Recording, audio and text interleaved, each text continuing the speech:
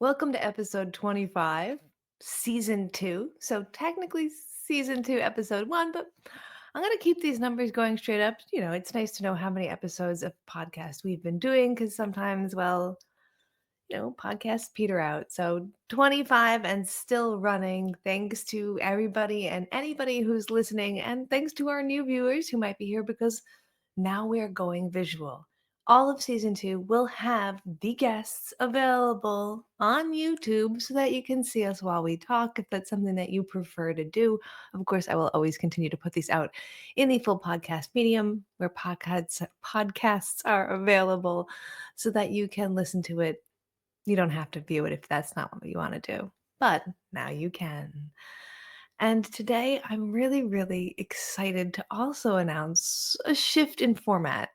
Honestly, I am on Movie Night Extravaganza at least weekly, and often we do 2 episodes a week, at least once or twice a month. So you're probably getting a full amount of me in your podcast life talking about movies, and I'm also going on other podcasts as well. And I'm just feeling a little overwhelmed, so I'm going to pull back a little on this. I do want to keep it going, but instead of doing 2 new episodes every single month, we'll be doing 1 new episode on the 1st, like we're doing right here. This is the 1st of December, and we're doing our new episode with a guest. And then on the 15th, we'll have a mini matinee episode, which will be an episode from season 1 that I've edited down because most of my episodes are like 3 hours long. We have a part 1 and we part 2.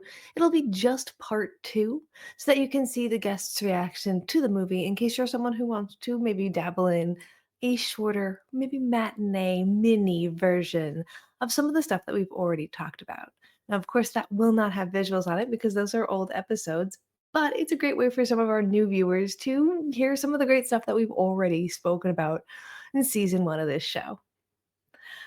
Also, if you are a fan of Movie Night Extravaganza, where you'll be seeing me weekly, this coming month, December, we're doing a dystopian December, and we're doing a lot of movies that I genuinely adore. Kicking it off right away, we're going to do Brazil. Such a fantastic film.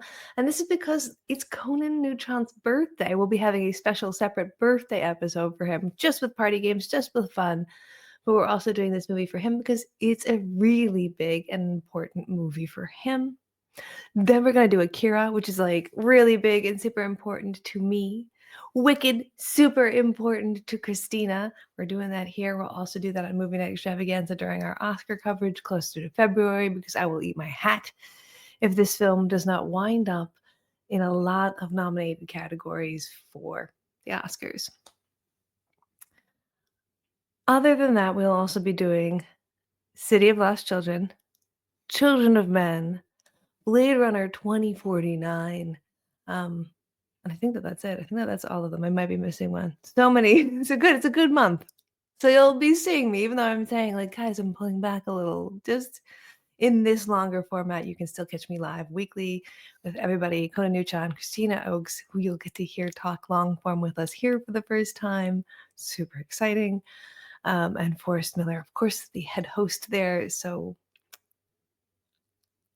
don't worry, you'll still have plenty of me in your life.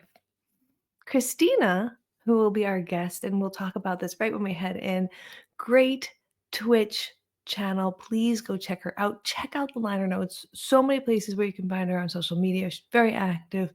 But specifically, her Twitch stream, very, very fun, especially on the weekends. Do check it out. We'll talk about everything that she does when we get into the show. And really, without any further ado, let's just hop on in there and let's get talking about I can't believe I would not have seen this for any other reason except this experiment. And well, you'll just have to see how it goes. Welcome to episode 25, although first episode of season 2, so 2.25 of What If I Don't Like It? And we have a very, very special guest because you all have been hearing her name constantly, but you have not yet met her. This is Kristina Oakes, the other co-host of Movie Night Extravaganza, and so much more. Yes, exactly. That's very true. The other female co-host. The other female co-host. Yay, finally. This has been Yeah. a long time coming, but we know that Wicked was going to come out, and there isn't another human being on Earth that I can think of who knows as much about this as you do. So we are primed to have an expert join us on this. Yep. I have a PhD in wickedology. Yes, exactly. Uh, I do. I want to talk about you as soon as we can, but I do want to let the audience know because I think this was very clever. Your suggestion for a Barbenheimer this year involving Mhm. Wicked. Yes. Gladiator is coming out on the same day. So it's going to be called, some people call it a Wicked-ator. I'm like, nah, I'm calling Gladict. I think Gladict is perfect. Yeah, Yep. considering I think that would resonate well with both audiences. Yeah, I'm surprised they didn't take the chance on that. I'm like, come on, people, you could have, you know why? Because they were trying too hard. Now this is actually something that's just gonna be like a sleeper organic type of situation happening. Like it just Hmm. happened. Like no Yeah. marketing whatsoever. I mean, Wicked. I mean, both movies have been marketing pretty like intensely, like for the Oh aesthetic. God. But Yeah. like, it's amazing how no one's like, oh, it's like it could be like a Barbenheimer thing, like you know? Yeah, because they keep trying to combine movies for Barbenheimer that are too close to one another, as you pointed Yeah, out, and that doesn't work. They need to contrast deeply. Uh, so, yeah. my audience has heard me talk about you a lot and heard me talk about Mhm. you as a movie night extravaganza co-host. But you do so much more. You're a Twitch streamer. You're on, I guess, let's go with X. Is that no? If you say X, then you like Trump, so we'll call it Twitter. Yeah, yeah, I don't like when people call it, X gonna give it to you. I'm like, nah, we're not calling it Mm, that. no. No. Yeah. Although Blue Sky is pretty awesome. You and Conan got me to try that this week, and I have to admit the community on there is pretty nice. Yeah, it's very different, surprisingly. I barely post it and I keep getting more followers and I'm like, what? I'm like, am I on some like good nice list or something like that? And people are like, yeah, we put you on some list. Yes. I'm like, okay, that's why. You're on the Santa's list of Blue Sky. Yeah, that's exactly what it is. Hmm. And of course, all of this stuff is going to be on the liner notes, guys. So if you're itching to go and follow Kristina on all of these platforms, you'll have these links available to click on. Although you have a pretty consistent handle across most of your platforms, right? Yeah, you can find me in Cosmopolitics at everywhere, like Instagram, Threads, that's whatever, Twitter, Bluesky, Mhm. TikTok, even though I don't really post on there a whole lot. Also, my contact email is just cosmopolitics@gmail.com. So business Woohoo! purposes. Very convenient. I like all that. I Yep. like that level of consistency. Yep. You have a show on Twitch as well. I have not yet done Twitch myself, but I enjoyed watching your show.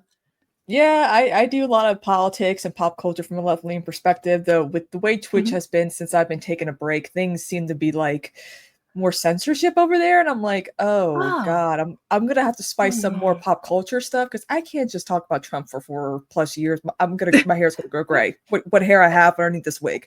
But we also do like weekend stuff is like on Saturdays we watch the soap opera Dark Shadows on Tubi Mhm. because we can get it so far since Tubi's not like it's an ad incentive type of a situation. We don't get copyright, knock on wood.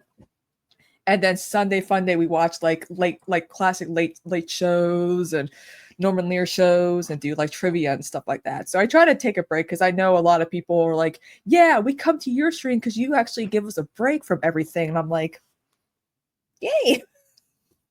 Yeah, yeah, it is. As people who do both film content and politics, it must be very hard to find that balance. I know that the film talk community on TikTok had two completely divisive opinions where one opinion was, "Hey, I'm a human being. I'm being affected by these politics. I don't want to talk about films right now. I want to talk about politics."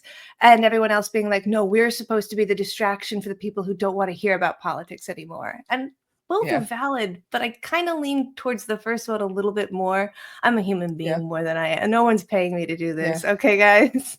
Yeah, exactly, exactly. It's like, yeah, I'm just gonna, cover the news and try to bring some humor and fun to it because a lot of people keep telling me, "Hey, did you hear about this?" And I'm like, "Yeah, it's whatever." They're like, "Aren't you worried?" I'm like, "Yeah, but I'm just, I'm just, done right now." like it's just like, it's all, just it's like, bouncing. It's like bouncing off of me, like bing, bing, bing, bing, bing. Yeah. absolutely hard to have feelings right now. Like you're just kind of very Numb. desensitized to it. Yeah. Yeah. There. Yeah, I it's like, it's like all this stuff with like Matt Gates. It's like, oh yeah, he did pay two teenage girls for whatever. Like it ain't gonna happen. Nothing's gonna happen to him. Nothing's gonna happen to these people. So no, no, and yeah. Yeah, the stuff that you had shared this morning about that with the image of the check, and it's astonishing to me that we have testimony from the victim, and we're all just like, so I don't know why. mm, yeah, Yeah, okay, cool. yeah. But this is what's making me really excited for Wicked because Wicked is spectacle. Wicked is big, but you were telling me Wicked is still political, right? Yeah. So for those who don't know, I'm a huge fan of The Wizard of Oz. And when I turned to musical theater as a way to cope with the loss of my grandfather, my pop-up, one of the first songs I ever heard was Defying Gravity from Wicked. And I'm like, oh, what is this? Wow. Glinda? Alphaba? I'm like, what is this? A Wizard of Oz story? What's happening here? And so when I found out the musical was based off of Gergen McGuire's Wicked, The Lives and Times of Wicked Witch of the West novel, I was like, I'm 12 years old. I'm going to read it, thinking it was for like kids, but it's not. The movie, well, the book in itself is an allegory for fascism. Mhm. Alphaba is like a radical Marxist animal rights activist.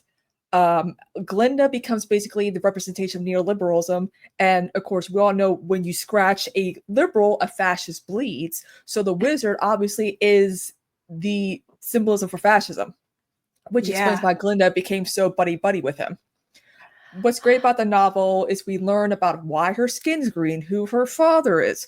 Who do some of these characters from the Wizard of Oz tie into Wicked? Like, where did they come from?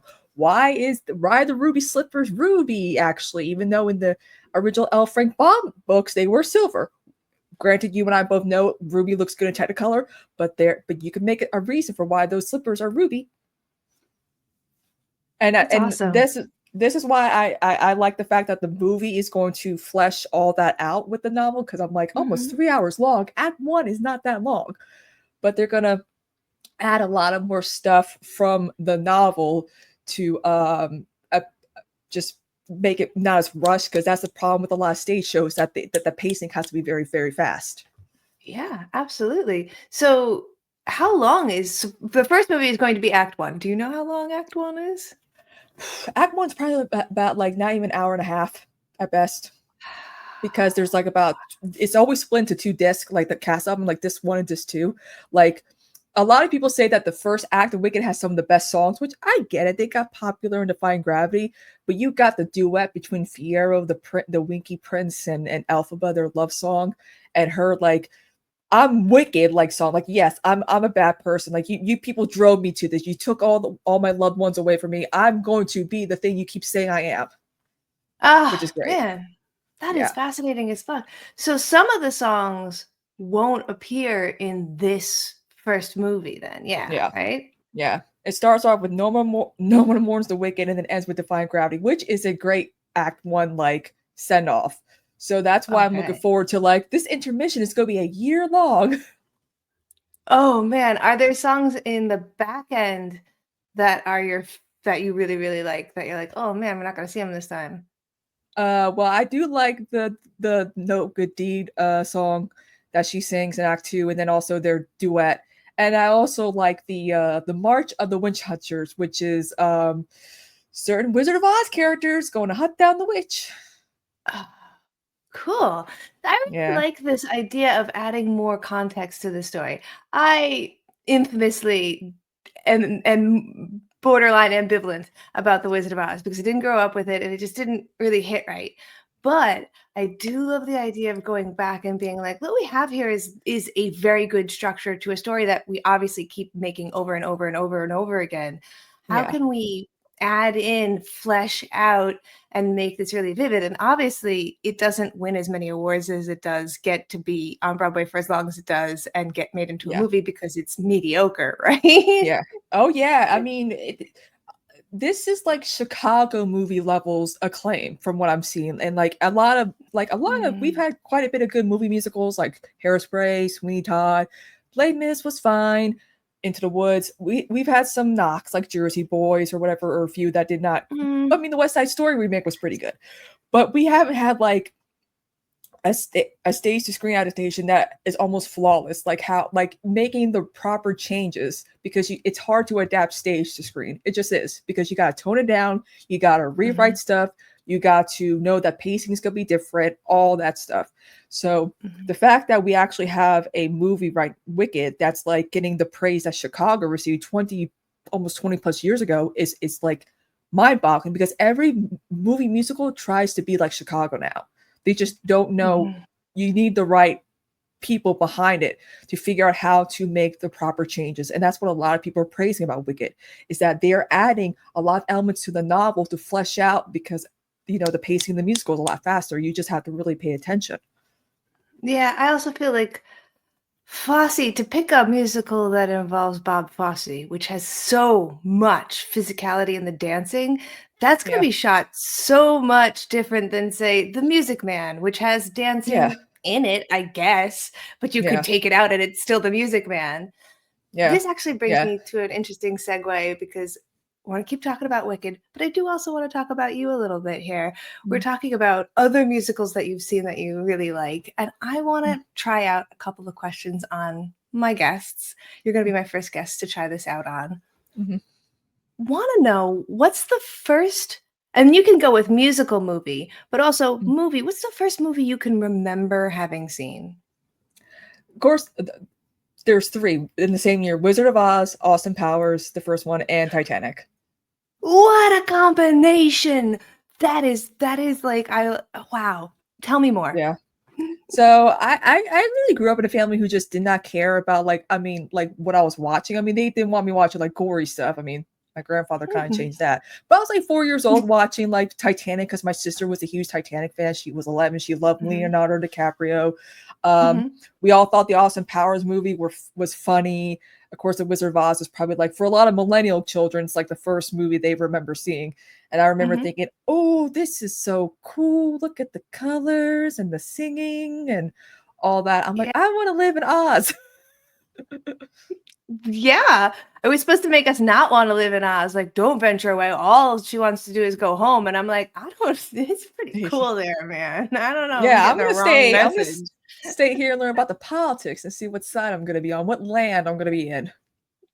Yeah, I absolutely do not trust this lady all in pink, but her vibe is definitely interesting, and I'd like to know more. Yes, exactly. Oh, cool. But yeah, So, those were the three movies I remember seeing, like, for the first time, like, as early as I can remember. Like, I remember watching like some, I mean, even before Disney movies, I remember watching those three movies. do you have a preference of which one you like the most, or are they all just kind of the same? They're all just kind of the same to me. Nice. That's a great, like, once a year, you should just do a threefer and watch them all together again. It's a good, New Yeah. Year's Day watch. I like that a lot. Yeah. Yeah. Um, okay. The other question that I wanted to ask to you is, what is a movie that you think you have seen on repeat the most, if you most watches of any movie in your life? It will definitely have to be The Wizard of Oz.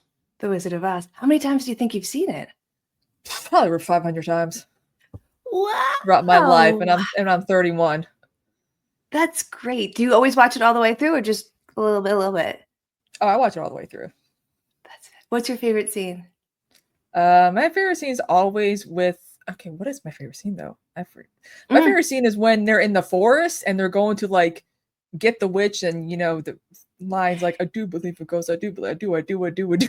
They're like all acting all like tough with like their weapons, and I'm like, that's not gonna do you any good.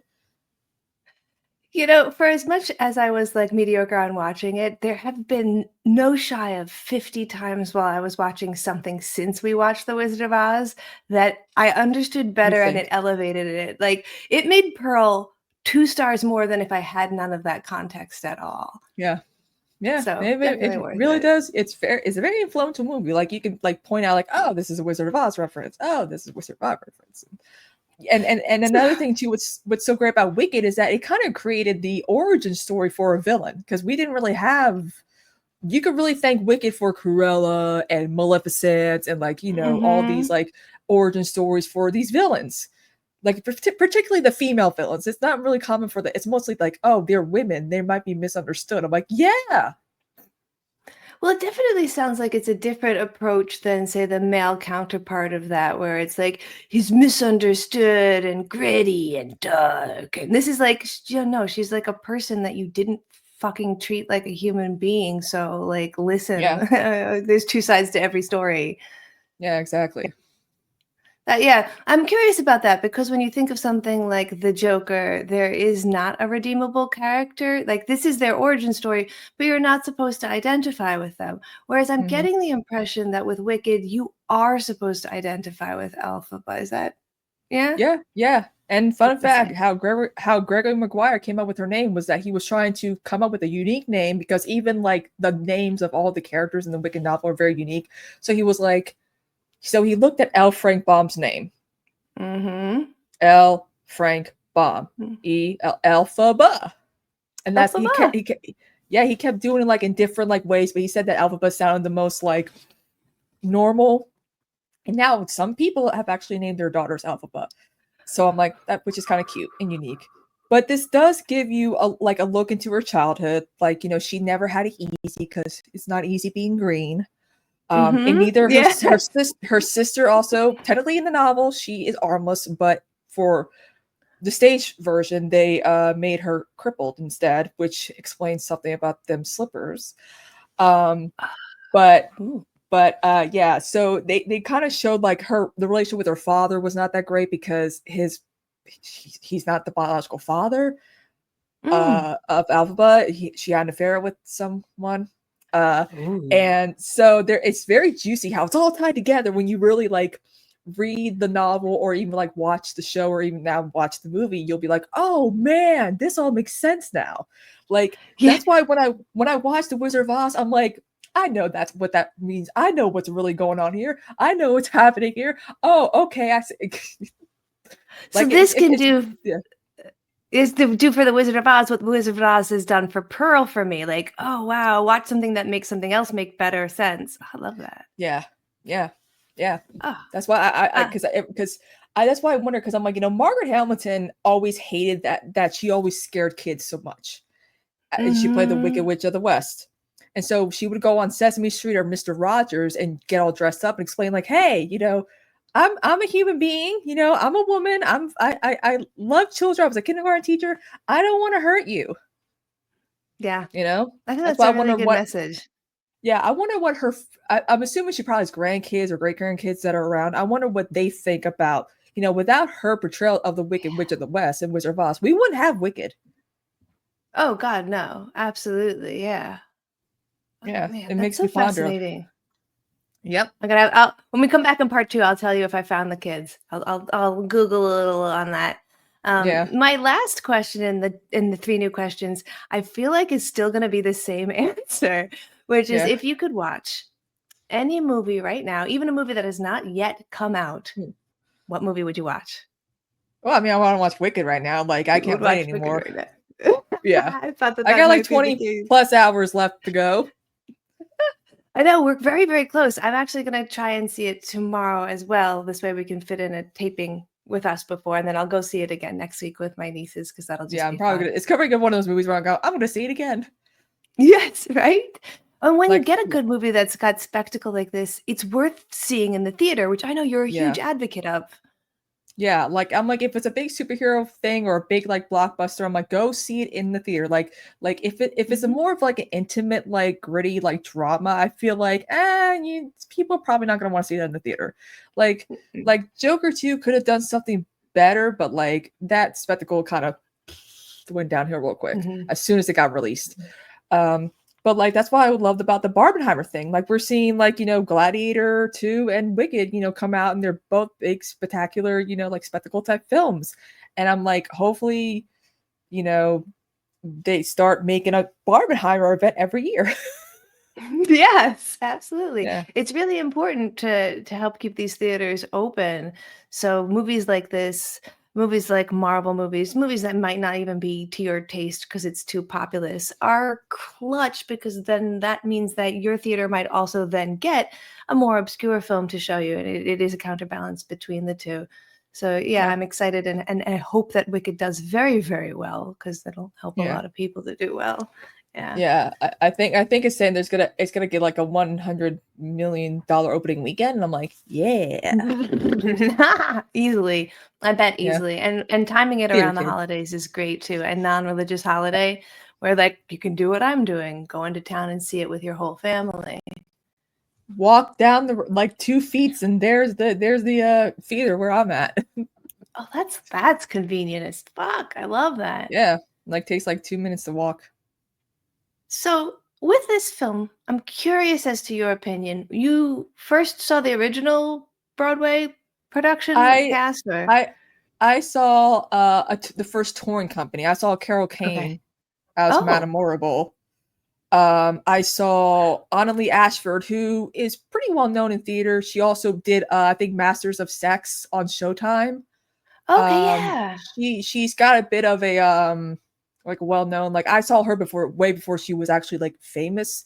It was funny Mhm. because it was a Wednesday matinee, so it was the understudies. So I was going to see Megan Hilty, who was in Smash, who played like the blonde woman in Smash, and Julia Murney, but I saw her understudy as well. But it was interesting seeing like people like, you saw Carol Kane, like you saw she was in Taxi. Like I'm like, She's amazing. I know she's so good. She always comes back to playing that role because she's so good at it. Oh, that's And great. so yeah, I saw it on tour back in Atlanta back in 2005 with my sister, and my sister was tired and not interested. So she was like this the whole time. But then when Glenda would say something stupid, she would be like, and Had I'll she be like, seen it already? Or was she no, like, "Oh, she just did it for me. She just did it for me, I guess. I'm like, thanks, sis. oh, I love that. That's enduring love." Yeah. Do We you had a better we had a agree? we had a better experience when we saw Jersey Boys on Broadway though with the original cast. Oh. Oh, yeah? Who was the original cast on that? John Lloyd Young, who's a friend of mine, Christian Hoff, J. Robert Mhm. Spencer, Daniel Reichard. His assistant actually grew up with my family in Freehold, so Oh, it was like we nice. were we were meant to meet. And I was like 13, and Yeah. they performed on Dick Clark later that night. It was such a great day. I was 13 and got to be on the stage of the August Wilson Theater. Like it was cool getting the backstage tour, knowing like all the ins and outs and stuff like that. So. That is really lovely, especially at that age. That is superbly magical. Hmm. So, do you agree with the casting in the musical movie, or would you have wanted something different? Well, as someone who always sees Ariana Grande as someone who's always changing her race, I don't think she's pale enough to be Glinda. They did not scratch all her self tanner off. I get Glinda as her dream role, but I feel like they could have gotten maybe talented unknowns for the leads, because as talented Cynthia Erivo is, Hmm. she is easily has an inflated ego. She could be easily triggered by stuff, as we've learned about that the poster art controversy. I mean, they're both very talented. Don't get me wrong; they're both very talented. But I just, Uh-huh. I know that they can act, they can sing, but sometimes when I'm like looking at the cast, I'm like, yeah, but they don't look exactly like how I envision Elphaba, Glinda, or like Glinda and Elphaba to Mhm, be. Like, mhm. I always felt like if they're gonna do part two, they have to cast older actresses, maybe, because Mhm. the whole point of intermission is to do like the time has been passing by. Oh, She's not young um in The Wizard of Oz. Like she's not young. yeah. She's No. like probably like in her 40s or something like that. Like Cynthia Erivo is almost 40, but Ariana Grande is my age. So it's like older Glinda, like I don't know how you can pull that off, but they kept her young because they start with the ending of The Wizard of Oz is what starts the show. Oh, They learn that she's dead, and they're celebrating. And Glinda's like, "Yeah, everyone, woohoo! My best which is friend's dead." always feels like it's such a bitch move. Even in the original one, feels like a bitch move. So Yeah, why not go with the two original leads? Are they too yeah, old? Kristen Chenoweth, I know is 56, but she doesn't look 56, and Adina yeah. Menzel does not look her age. I Why know. not go with the two original leads that did this? Well, I've heard there's some cameos in the film from certain Oh. actors and actresses who have been in different productions, which smart. I do think Mm. they could have done what Jersey Boys did, is get people from like from different uh casting companies. Like there are, you know, actresses in the West End doing Wicked. There are actors on Broadway or tour. They could have picked like, you know, pick someone who's unknown. But I know Ariana Grande is a big name, but I feel like even with unknowns, this movie would not have any issues with finding like, you know, marketing or ticket sales. Yeah, and I know that Ariana Grande is very good at being kind of a mockingbird where like she sings like anyone. So you just need her to sing like Kristen Chenoweth, she'll sing like Kristen Chenoweth, she'll sing like Celine Dion. And I Yeah, am not knocking that. That is incredibly impressive to be a yeah, vocal you do the impressionist. scary stuff. But if you're just going to make somebody impersonate someone else, why not just hire the original person? Kristen Chenoweth was doing PR for Yeah, Wicked. Like, okay. yeah, her and Dean both do PR for Wicked, and everyone's like, why are they doing this? And I'm like, hmm, I we do don't love that know. photo that shows they're all so short except for Adina, where they're all just And like, she's 5'4". "Ah." She's my height. I'm like, oh my god, short little queens. And then there's the tall queen right there. Adina is like 5'8", but she looks like 5'11" in that photo. Yeah, yeah, it's crazy. It's crazy. But I do, That is, but I, one thing I will talk about is how people got mad that a black woman was being cast as a woman with green skin. Like everyone's like, woke, wicked, blah, blah, blah, blah. And I'm like, first of all, this is not the first time a woman of color has played Alphaba. And second of all, do you know how many women of mhm. color have also played Glinda? Y'all didn't bitch then. Also, her skins can be green. It does not really matter what her skin color actually is. Granted, her sister is mixed race, but still, like, who the fuck cares? Like, this is a land that's bigoted against animals and munchkins. I'm sure they don't care about actual like skin color besides green. And honestly, wouldn't it be more appropriate for a character who has a different skin color than the rest to be played by someone who lives a life where they have a different like that seems Yeah, stupid to be that seems better of a choice than anything else.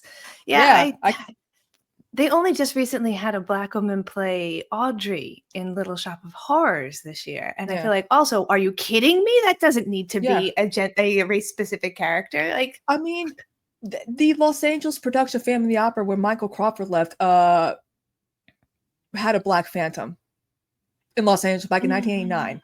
We didn't get a mhm. black Phantom on Broadway until what was it?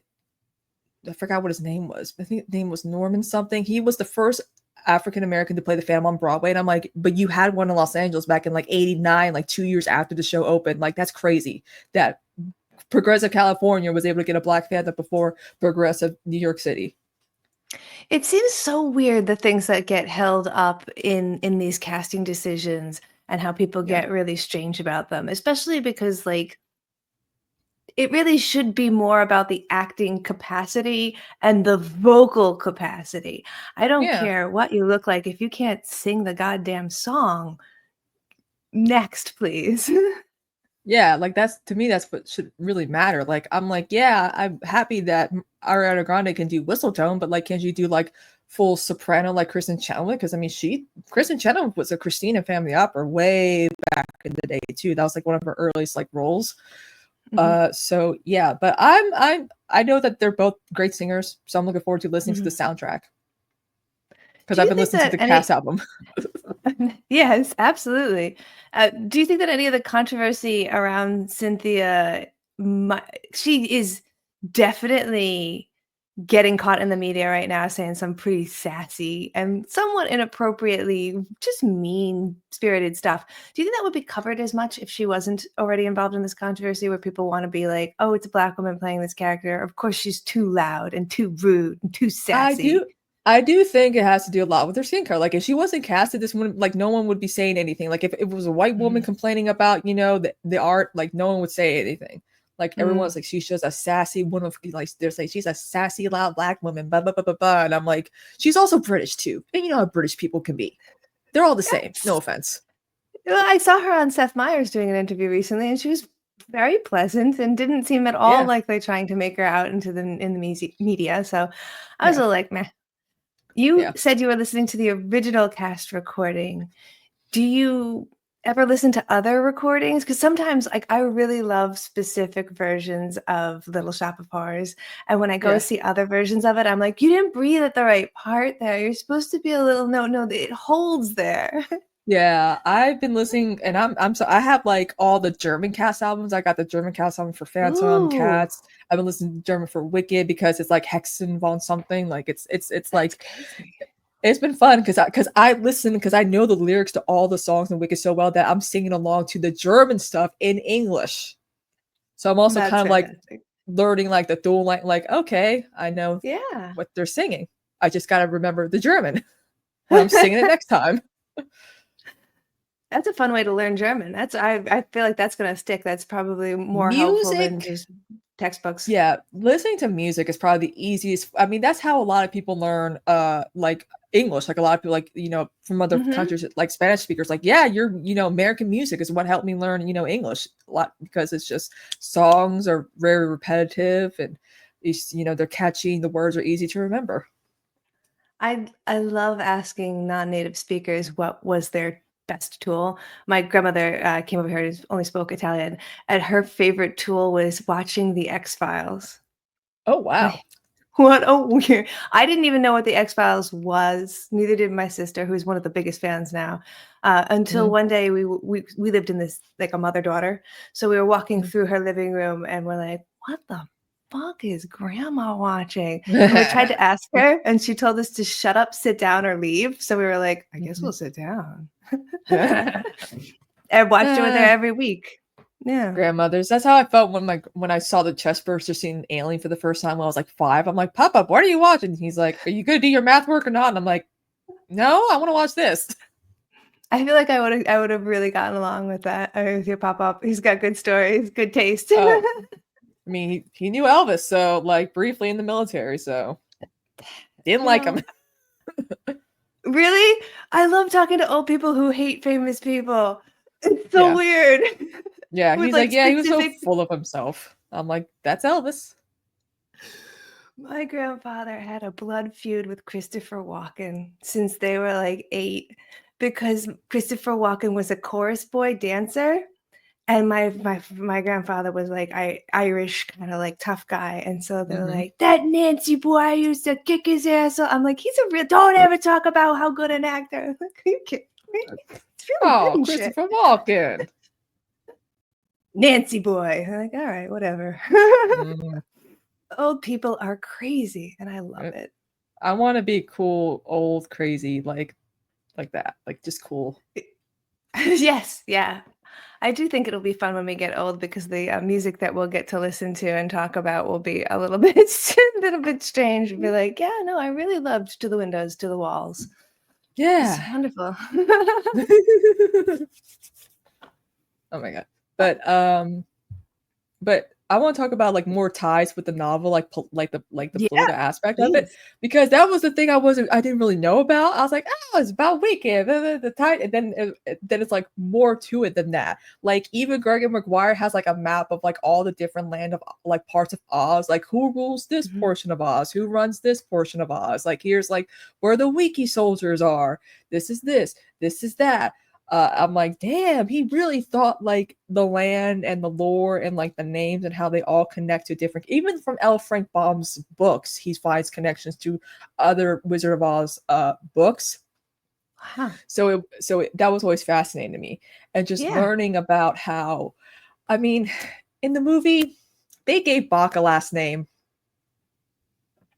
Really? Woodsman, not Bach Woodsman. He's a Munchkin. I'm like, Woodsman, you say? Really? You're giving it away, guys. You're giving it away. Okay. Clues Yeah. that are not yet hit clicking for me, but I'm excited. It's You gotta pay and attention to the lyrics because a lot of the songs that the characters sing, they give reference. They are like references to their characters later on in like for like Oh, part two. okay. Is it almost operatic where there's mostly singing, or does there dialogue? It there's a lot of dialogue, believe it or not, in the show, and there's probably gonna be more in the movie, which Mm. again, it's like 2 hours and 45 minutes. Like it's more fleshed out, like the first part, for Act One. And Mhm. so I'm looking forward to like they're not being like 2 minutes of dialogue or like a minute and a half dialogue or less than a minute of dialogue and then a song. Like this could be something Cody could Mm. enjoy if he just let himself go. Well, your monster had a great amount of dialogue and kind of like a speckling. But God, did I love the songs that they did. I immediately was like, God, can I find these online? They're fantastic. Yeah, Yeah. it's pretty interesting how a lot of musicals today are like trying to when they do screen adaptations, they're like, oh God, we gotta fix the dialogue because in Rent, the entire dialogue was sung. You probably know this in the stage shows, all of it was sung, no actual speaking Mhm. dialogue. They did that in the movie, but it did not translate well enough. Also, too, you casted the original cast, which are they're 10 years older. They don't look like they're in their 20s, so that did not do well. See, that's a great case of like, look, I know the actors are available, but these are very young people, and you could have. It's such an ensemble piece as well. I thought that would have been a great time to cast a who's who of young people. Yeah. And Rent is based on La Boheme, which is an opera, so it makes more sense that it's kind of be super operatic. Yep. But yeah, that was an interesting one that didn't totally make it. We're talking about the adaptation across, and like it doesn't feel like Yeah. any of them did it until Cabaret. Yeah. Do you like, what do you think will make this work? Yeah. Well, you gotta think about why Cabaret worked and Hello Dolly didn't work. By the late after Sound of Music, by the late '60s, times were changing. Politics were, a little bit loose and progressive, and free love and Mhm. drugs and all that. So like people were looking for different types of musical, which is why you see Rocky Horror and Cabaret and even The Wiz Mm, do like some good like job at doing something different that wasn't squeaky clean for the kids until mhm, like Disney musicals movies came out. mm. But I think what will make Wicked work is that they're smart. They're like, we're gonna expand on the novel. We're gonna add more lore from the novel and not just speed run this like it's Act One, like in a show. Because again, you gotta make sure that you get people to be sucked in. Like, yeah, there's music, the music's great, but they're like, there's also a good story here to tell. That there's more to do it. And also too, the set design is a very steampunk-esque set design, very Poor Things-ish. So I'm looking forward to them Oh. they kept that aesthetic, which I'm like, I love it. I love it. And I do hope they kind of recreate some Wizard of Oz sets for Emerald City, as well as the horse that's always changing colors. I think that would be kind of cute when we see a Oh. nod to like a horse changing colors. Like I do think there's gonna be a lot of nods to the Wizard of Oz in the both films. But like as someone who's seen as much as I have, I'm gonna be like, oh wow, look at that. Oh wow, look at that.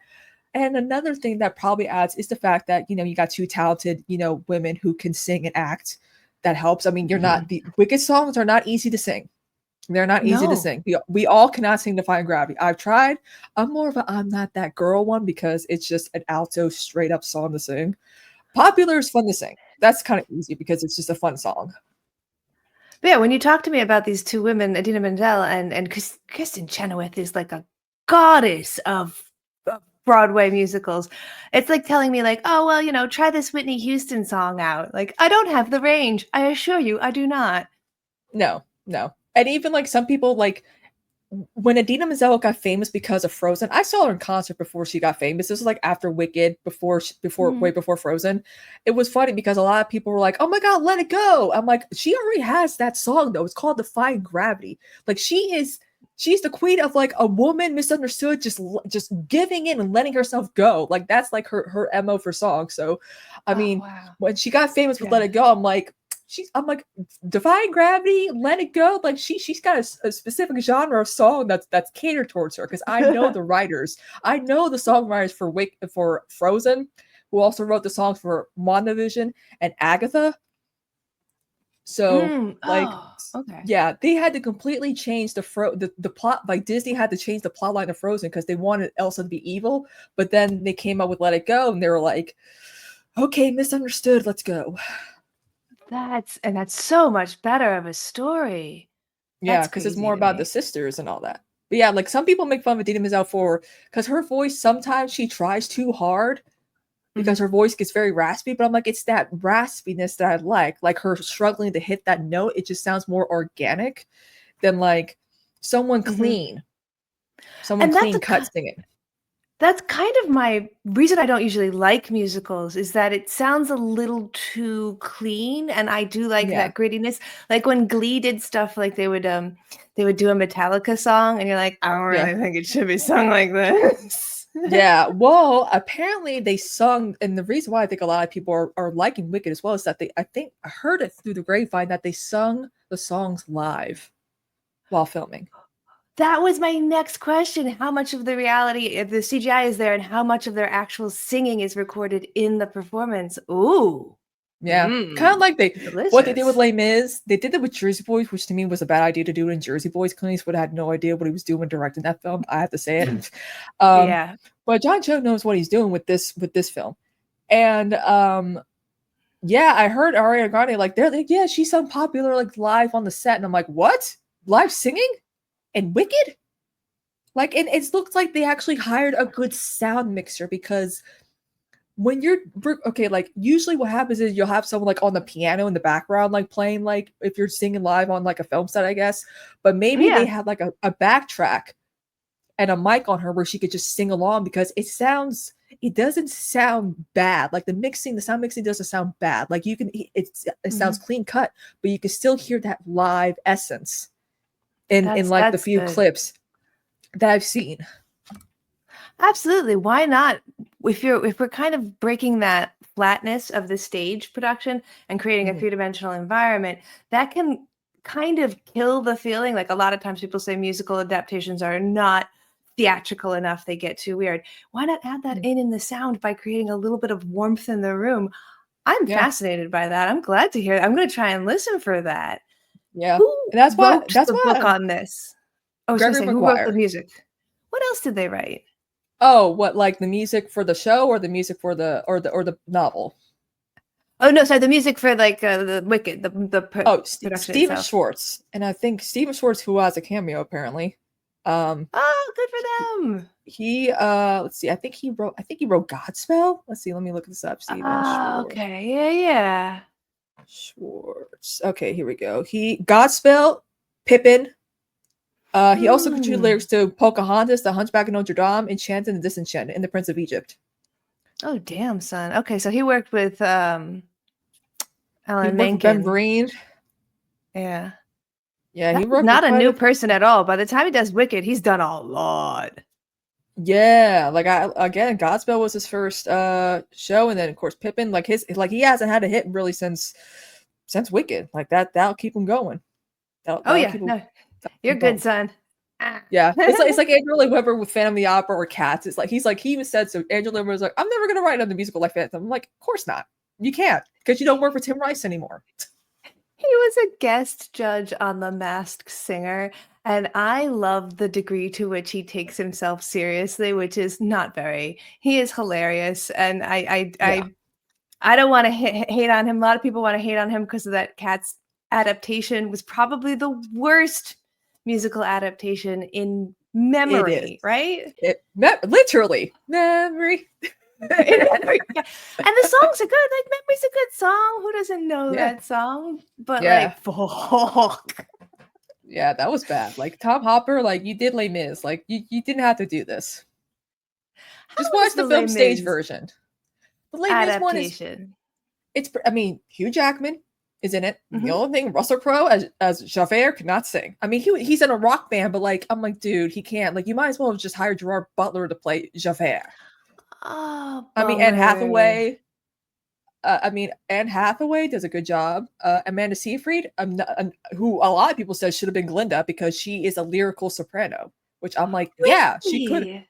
Yeah, they say she also auditioned for Glinda but didn't get it. I'm like, how the fuck she was in Mamma Mia too. Like she was in all like she could like she's more Yeah. than just Karen Smith from who has ESPN and can tell when her breasts are raining. Like it's a Yeah, no, I had been interested in seeing, the Les Mis one, but I that and The Greatest Showman, but I'm never yeah. quite sure if it's worth my time because some actors are good singers and not all actors are good singers. I Not all mean, plus singers are of good course, actors. I mean they did hire. I mean, what was so great about the Les Mis adaptation is that they actually hired some theater actors like Aaron Tveit to play oh god, Mary's his friend. Like they and Samantha Baker, I think her name is, to play Eponine. Like they had some actors who were known for Okay. being on Broadway and doing some TV to like, yeah, we'll put you in these roles because you guys could actually transfer your stage acting to film acting.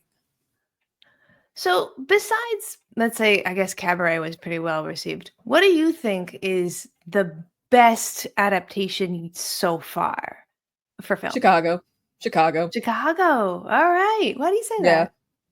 Well, because they did it right. They knew how to keep a gritty Bob Fosse musical and yet make it a bit of a spectacle. Making like Mhm. the non-diegetic argument about when someone's singing or not. The musical numbers are all like, a lot of them are fantasies in Roxy's head or how she's visioning the musical numbers to go. Like Razzle Dazzle, that one's a whole big like nice like courtroom scene. Like she's Mhm. imagining like these girls singing to her about how they're killing their men for in their panties, killing men for chewing gum and stuff. Like Mhm. it's pretty good. And unfortunately, films like Phantom of the Opera, they try to be Moulin Rouge and Chicago. You cannot be Moulin Rouge Mm. and Chicago at the same time. It's impossible. No one has ever perfected that. Maybe this one, I don't know, but it just did not. It just completely fell flat for me because I'm like, you're casting a dude as the Phantom who does not sing, who can't sing. You're casting an actress who hasn't had her voice full fledgedly like developed yet. Like that's true. Like Emmy Rossum, yeah, she was 16. Her voice was not ready to handle that role at like the songs. Like, That's big give it a role couple though. years. Those are big songs. Yeah.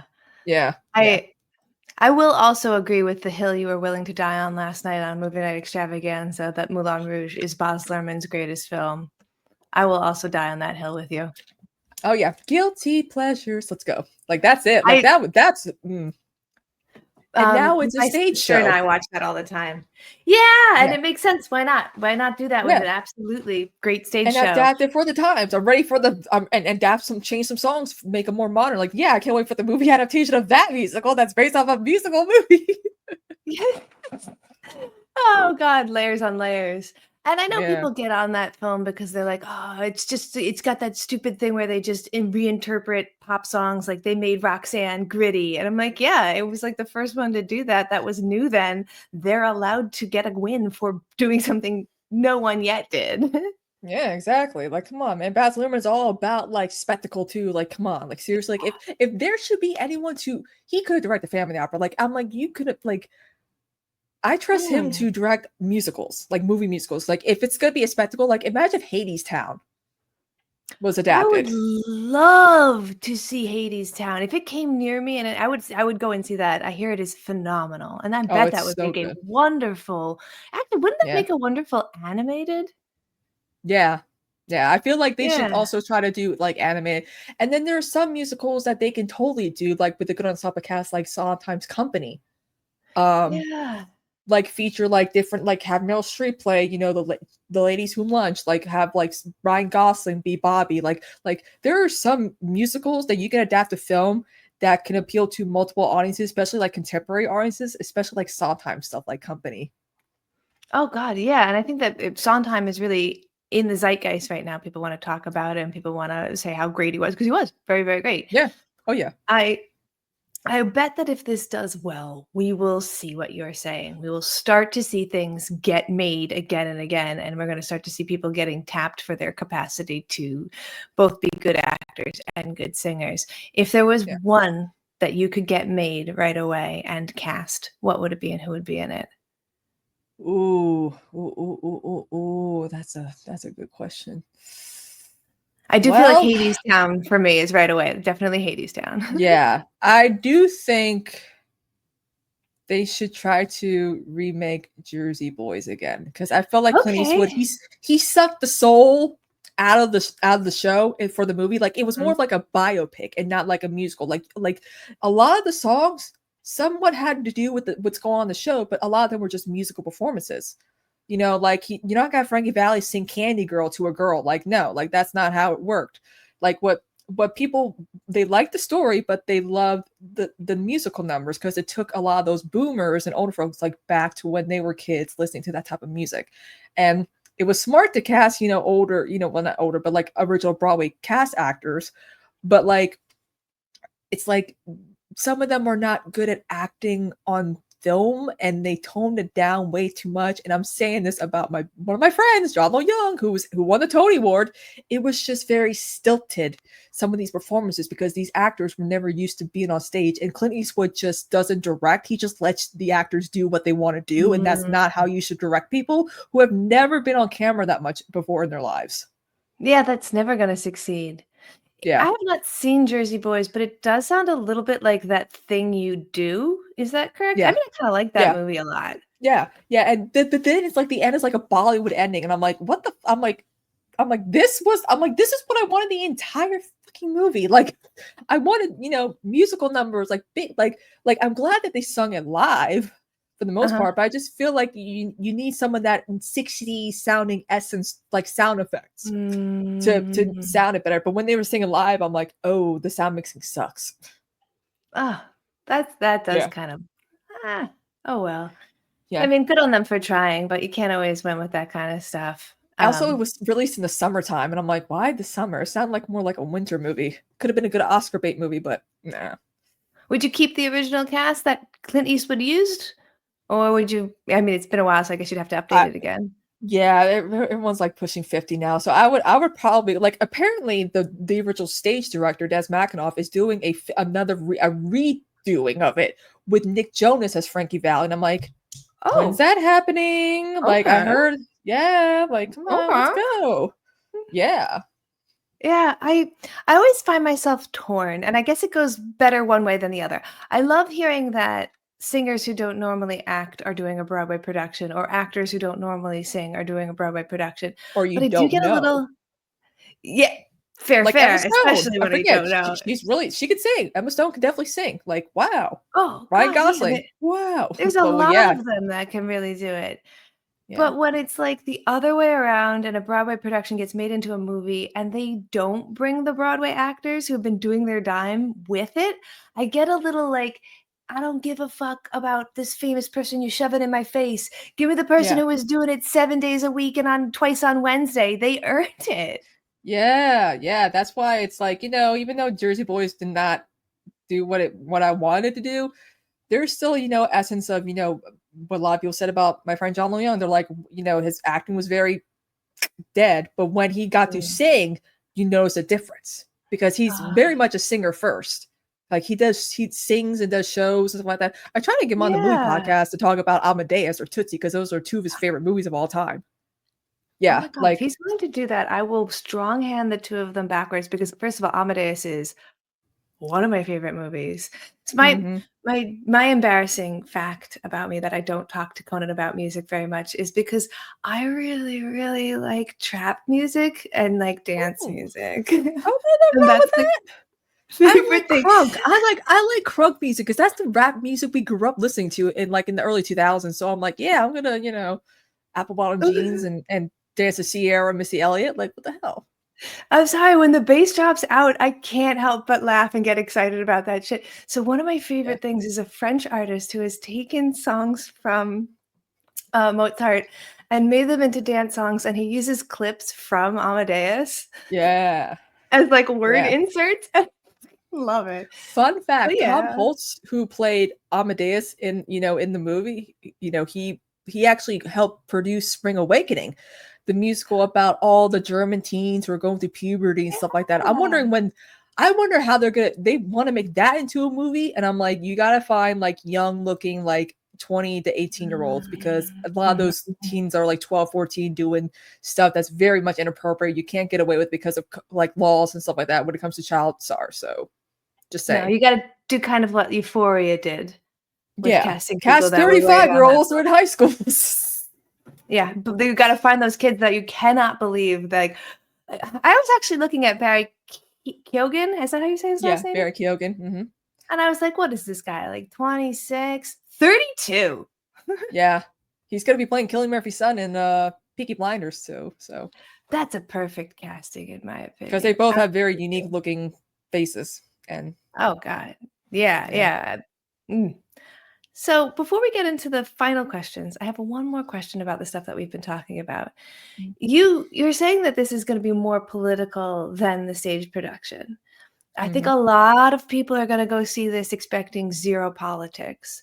Mhm. Do you think that this'll be like your very apt comment in our Adam McKay interview about how, the other guys doesn't really get noticed for being as clearly political as it is. Do Yeah. you think we could slide by and have people be like, "I don't know, I sung," or do you think there'll be controversy when people realize? It might be a little bit of both. Because again, there's gonna be Okay. people that are expecting, like there are parents who are bringing their kids because they know, oh, it's a musical, blah blah blah blah blah. Bring the kids, whatever. But then, like a lot of those of us who grew up with the reading the novel and knowing the musical, I'm like, it's a lot of people are like, is the allegory for fascism still going to be there? And from hearing all the takes I'm hearing, yeah, it's going to be pretty political. When I'm like, you know what, now's a good time to, have a movie like this out, considering how weak the Democrats are and how they're bending the knee for Trump. And again, the wizard, fascist, Glinda, the neoliberal, Alphaba, the Marxist, the radical activist. Like, it just makes perfect sense. I am hoping that it doesn't hold back because I Yeah. have been finding myself very upset, and to a degree that I don't expect myself to be upset, over things that weren't really super political now becoming 0 political. For Yeah. example, Saturday Night Live did some Game of Thrones level bending the shitty knee. Like, that's such a great I'm gonna borrow that from you because that's exactly how it felt, and it wasn't Yeah. funny. It was just Yeah. like, "Oh, so they're just gonna Don't castrate you guys cancel now? us. Yeah. Don't Yeah, cancel us.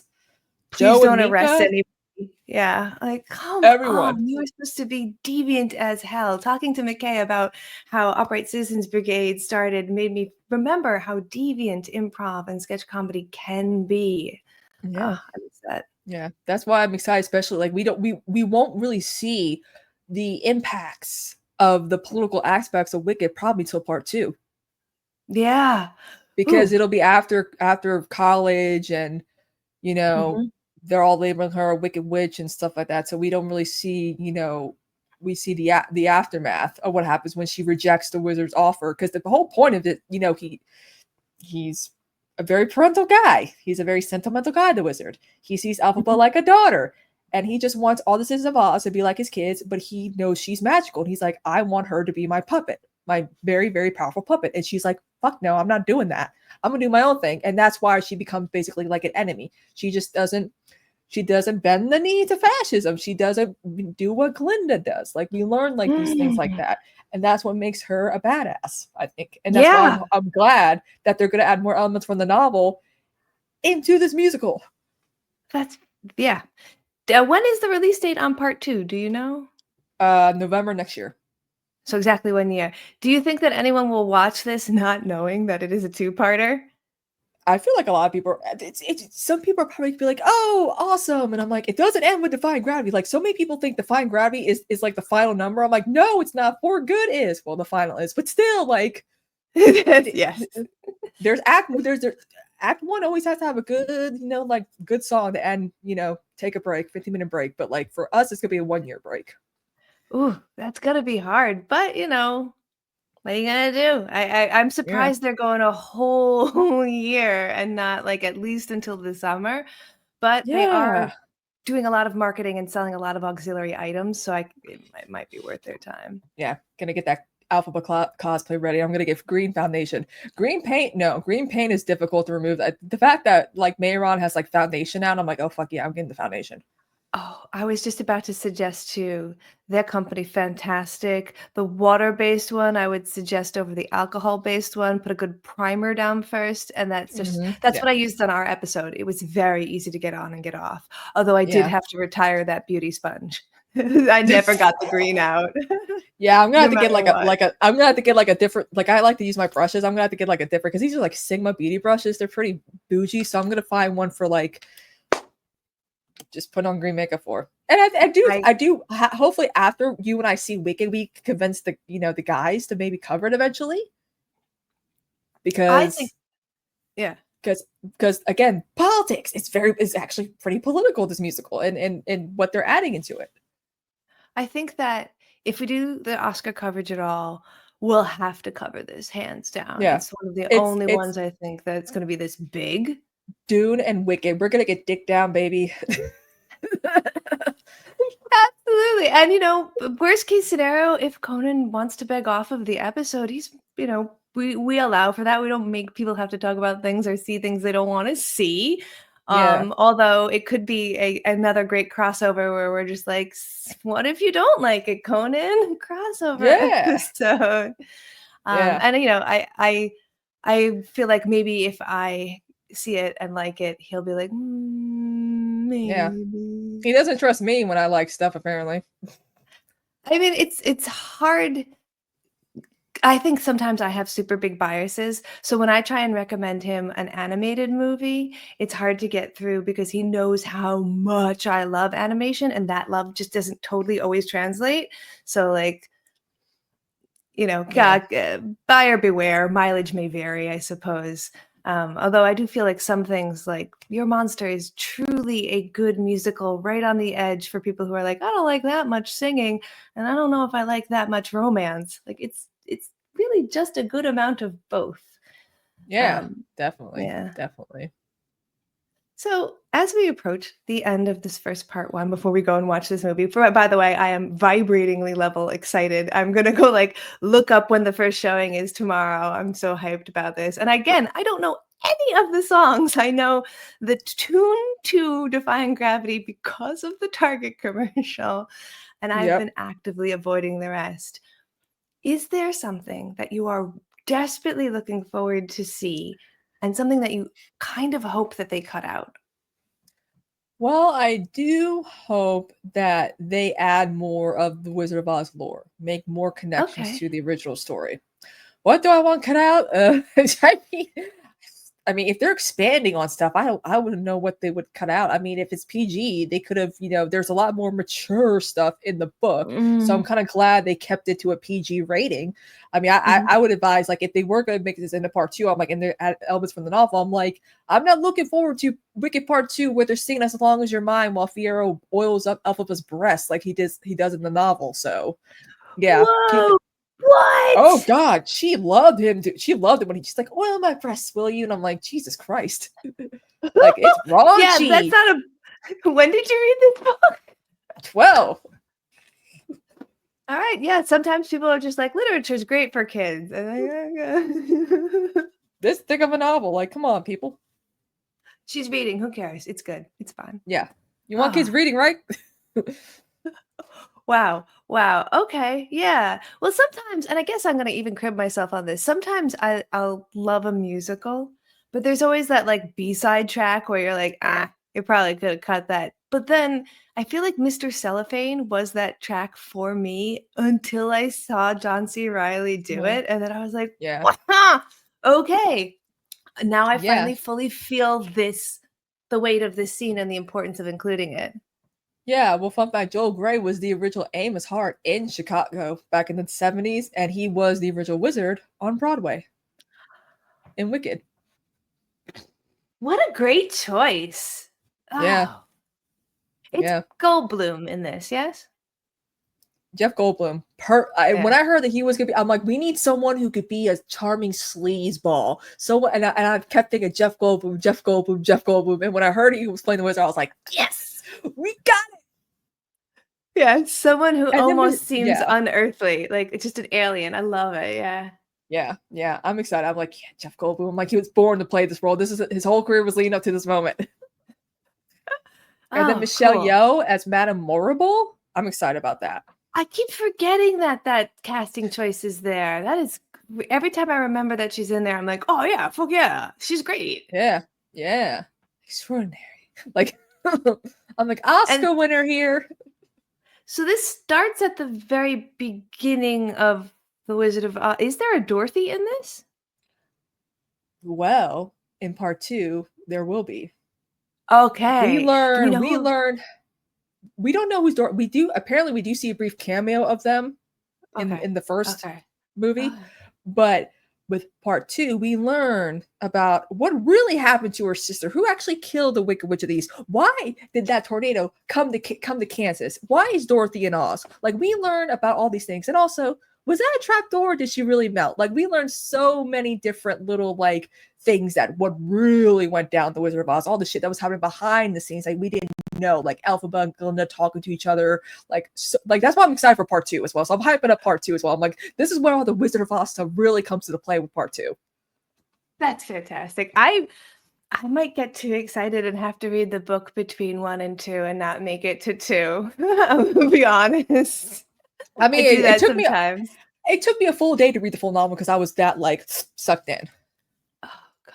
If I can get a good audiobook, if they have a really good audiobook reader, you're gonna get me Yeah. with that. It Very would be good. cool if they had Kristen and Adina voicing Glinda and Elphaba for the audiobook.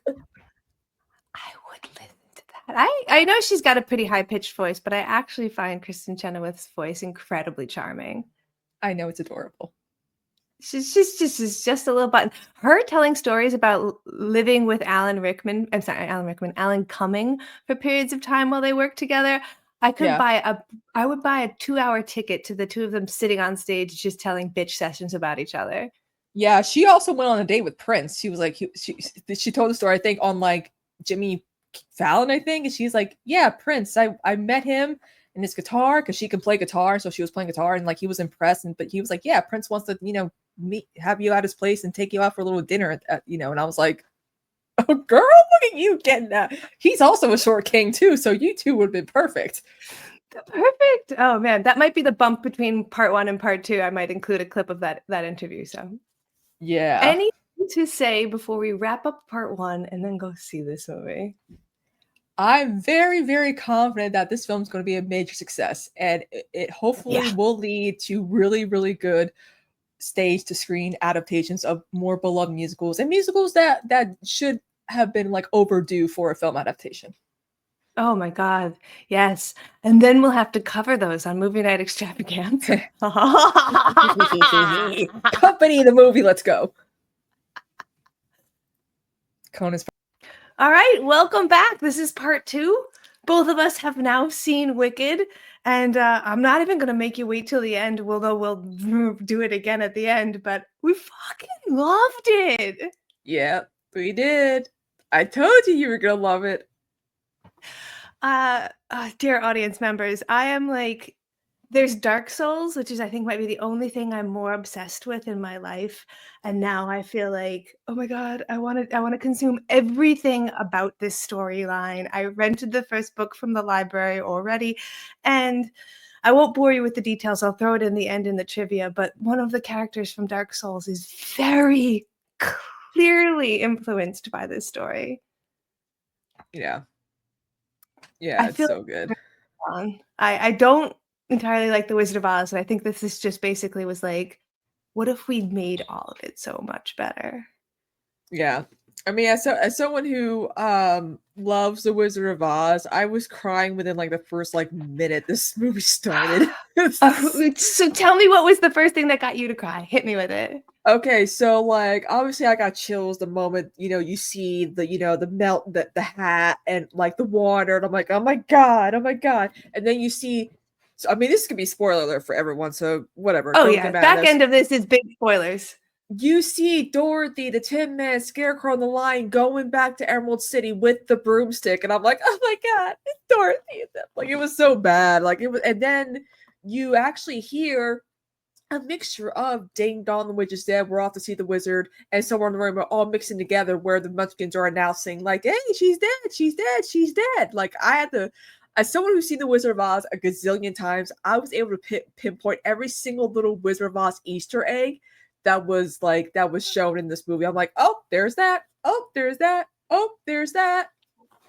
That's fantastic. Because I did not, And you the sent title me a card. clip about that. Oh, first of all, you sent me a clip about the way that they had incorporated the music. And when I listened to it, having known it in that clip, I was like, oh, but I didn't notice ahead of time, but I felt it, which is what I think is so strange because I don't have a context for a lot of this shit. But you're right. The moment it started and we see the water and we see the broom, I was overwhelmed with this like reframed sadness of knowing and knowing. And I was like, oh no, this is so sad. Yeah, like they're celebrating a woman who's actually deeply misunderstood. So, yeah. And I loved in the trailer that you can hear Mrs. Gulch's theme, which was another motif, a very distorted version of that. I'm like, because I was like, oh, when you hear it in the movie, I'm like, oh, I know that. I know that one. I know that one. Which is some really high level. I think when people want to critique musicals, they're like, "Oh, it's such a like low level art form." And you're like, really, when it gets high level, it gets to having themes like operas have. And there are very many operatic themes that then go over into film that people are like, yes, this is the highest of high film. So why is it Yeah. when film does it, we're just like, meh. When a musical does it, we're like, well, it is a musical. Like, this is intelligent Yeah. musically. And Yeah. what you said about that title card, I love that they did it at the beginning and it said part one, Or so that one. it was Yeah. very clear. Yeah. And of course, as soon as I saw the title card too, I was crying. I'm like, oh, it's just like the Wizard of Oz title card too. And the pot and the rainbow poppy fields too. I'm like, oh, and you see the rainbow a lot throughout the movie too. It's like, again, so many callbacks to the Wizard of Oz.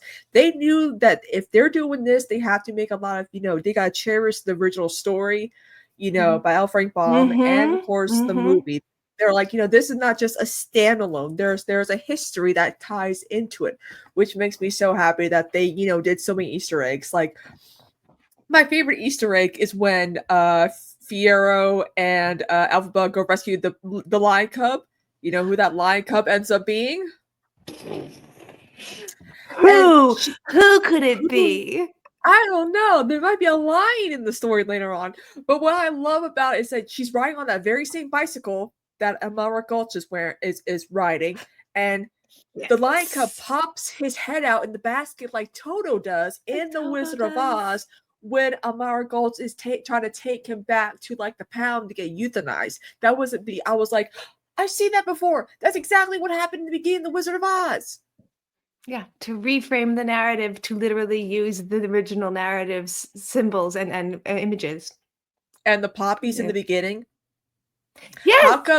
How come in The Wizard of Oz the Scarecrow is not the one impacted by the poppies? Who is not impacted by the poppies in Wicked Part 1? Yeah, he's been thinking a lot. Did you pay attention to the lyrics too? Yes. Yeah, and so like, first of all, poppies are a very charged flower. They are the symbol of the, English Second World War and the resistance. But like, I kept telling, so my husband didn't see this with me because he was not sure he would like a musical. So I saw it literally alone because I very stealthily chose a showing in between two other better XD showings and no one else came. Yeah. So I've been telling him bits about like, so yeah, this happened and then that happened. And I'm getting hit with these like walls of realization because I don't know the story as well as you do. Yeah. And shit like that is so great. So you're like, yeah, so it wasn't affected by the poppies. And then he knows Wizard of Oz a little bit better. And we just watched it together. And he's like, oh yeah. So kind of like that, like how Scarecrow didn't get. And then I'm like, oh shit. Yeah. Actually, we just had one. Sorry, we just had one this morning where I shouted very loudly because I said to him, like, oh man, I'm sorry. Like, it's so sad that Elphaba got killed by the house. And he's like, oh no, that was your sister. She gets killed by the water. And I'm like, wait a minute. Her sister? Dorothy killed her disabled sister is what I screamed across the house. Yeah. And we learned eventually why those well, I mean, there's a rights issue now with the slippers. So I don't know how they're going to make them ruby. Maybe they'll make them glow ruby in part 2 because in the musical they flash a red light on them because silver looks good when you flash a red light. It'll make them look red because the slippers in the Wizard of Oz are actually a dark burgundy, but when you apply that Technicolor coating on it, they look bright ruby red. Wow. Yeah, So I'm wondering how that plays out. If there's like a reason why they turn red and like, Yeah, and what another Wizard of Oz callback I saw when they go approach the wizard, Elphaba's scared, she immediately goes to turn around like the Cowardly Lion does.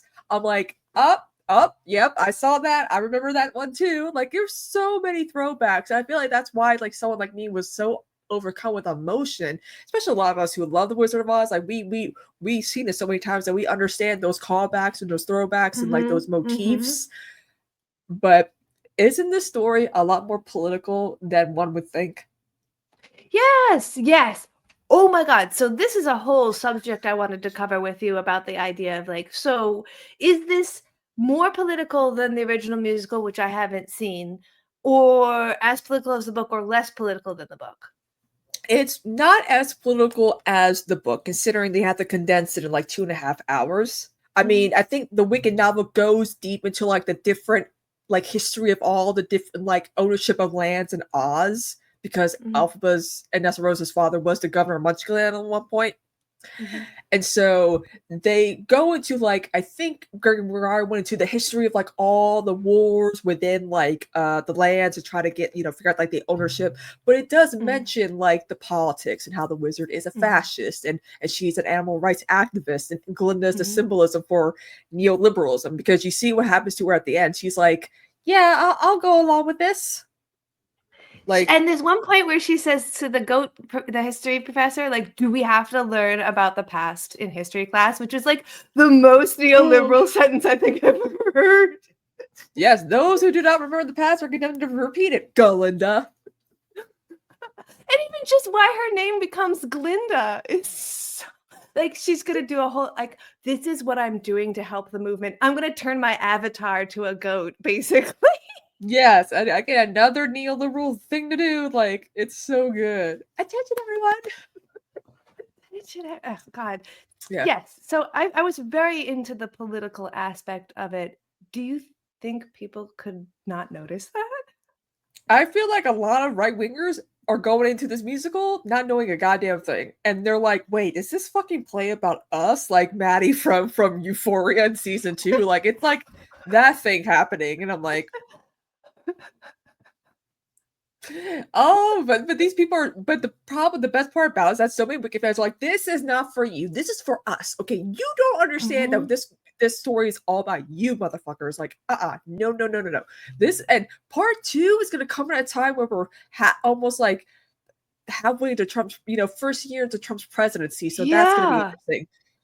Because it's gonna only get more dark. Because I feel like Wicked Part 2 might get a PG-13 rating because it's a little bit more darker.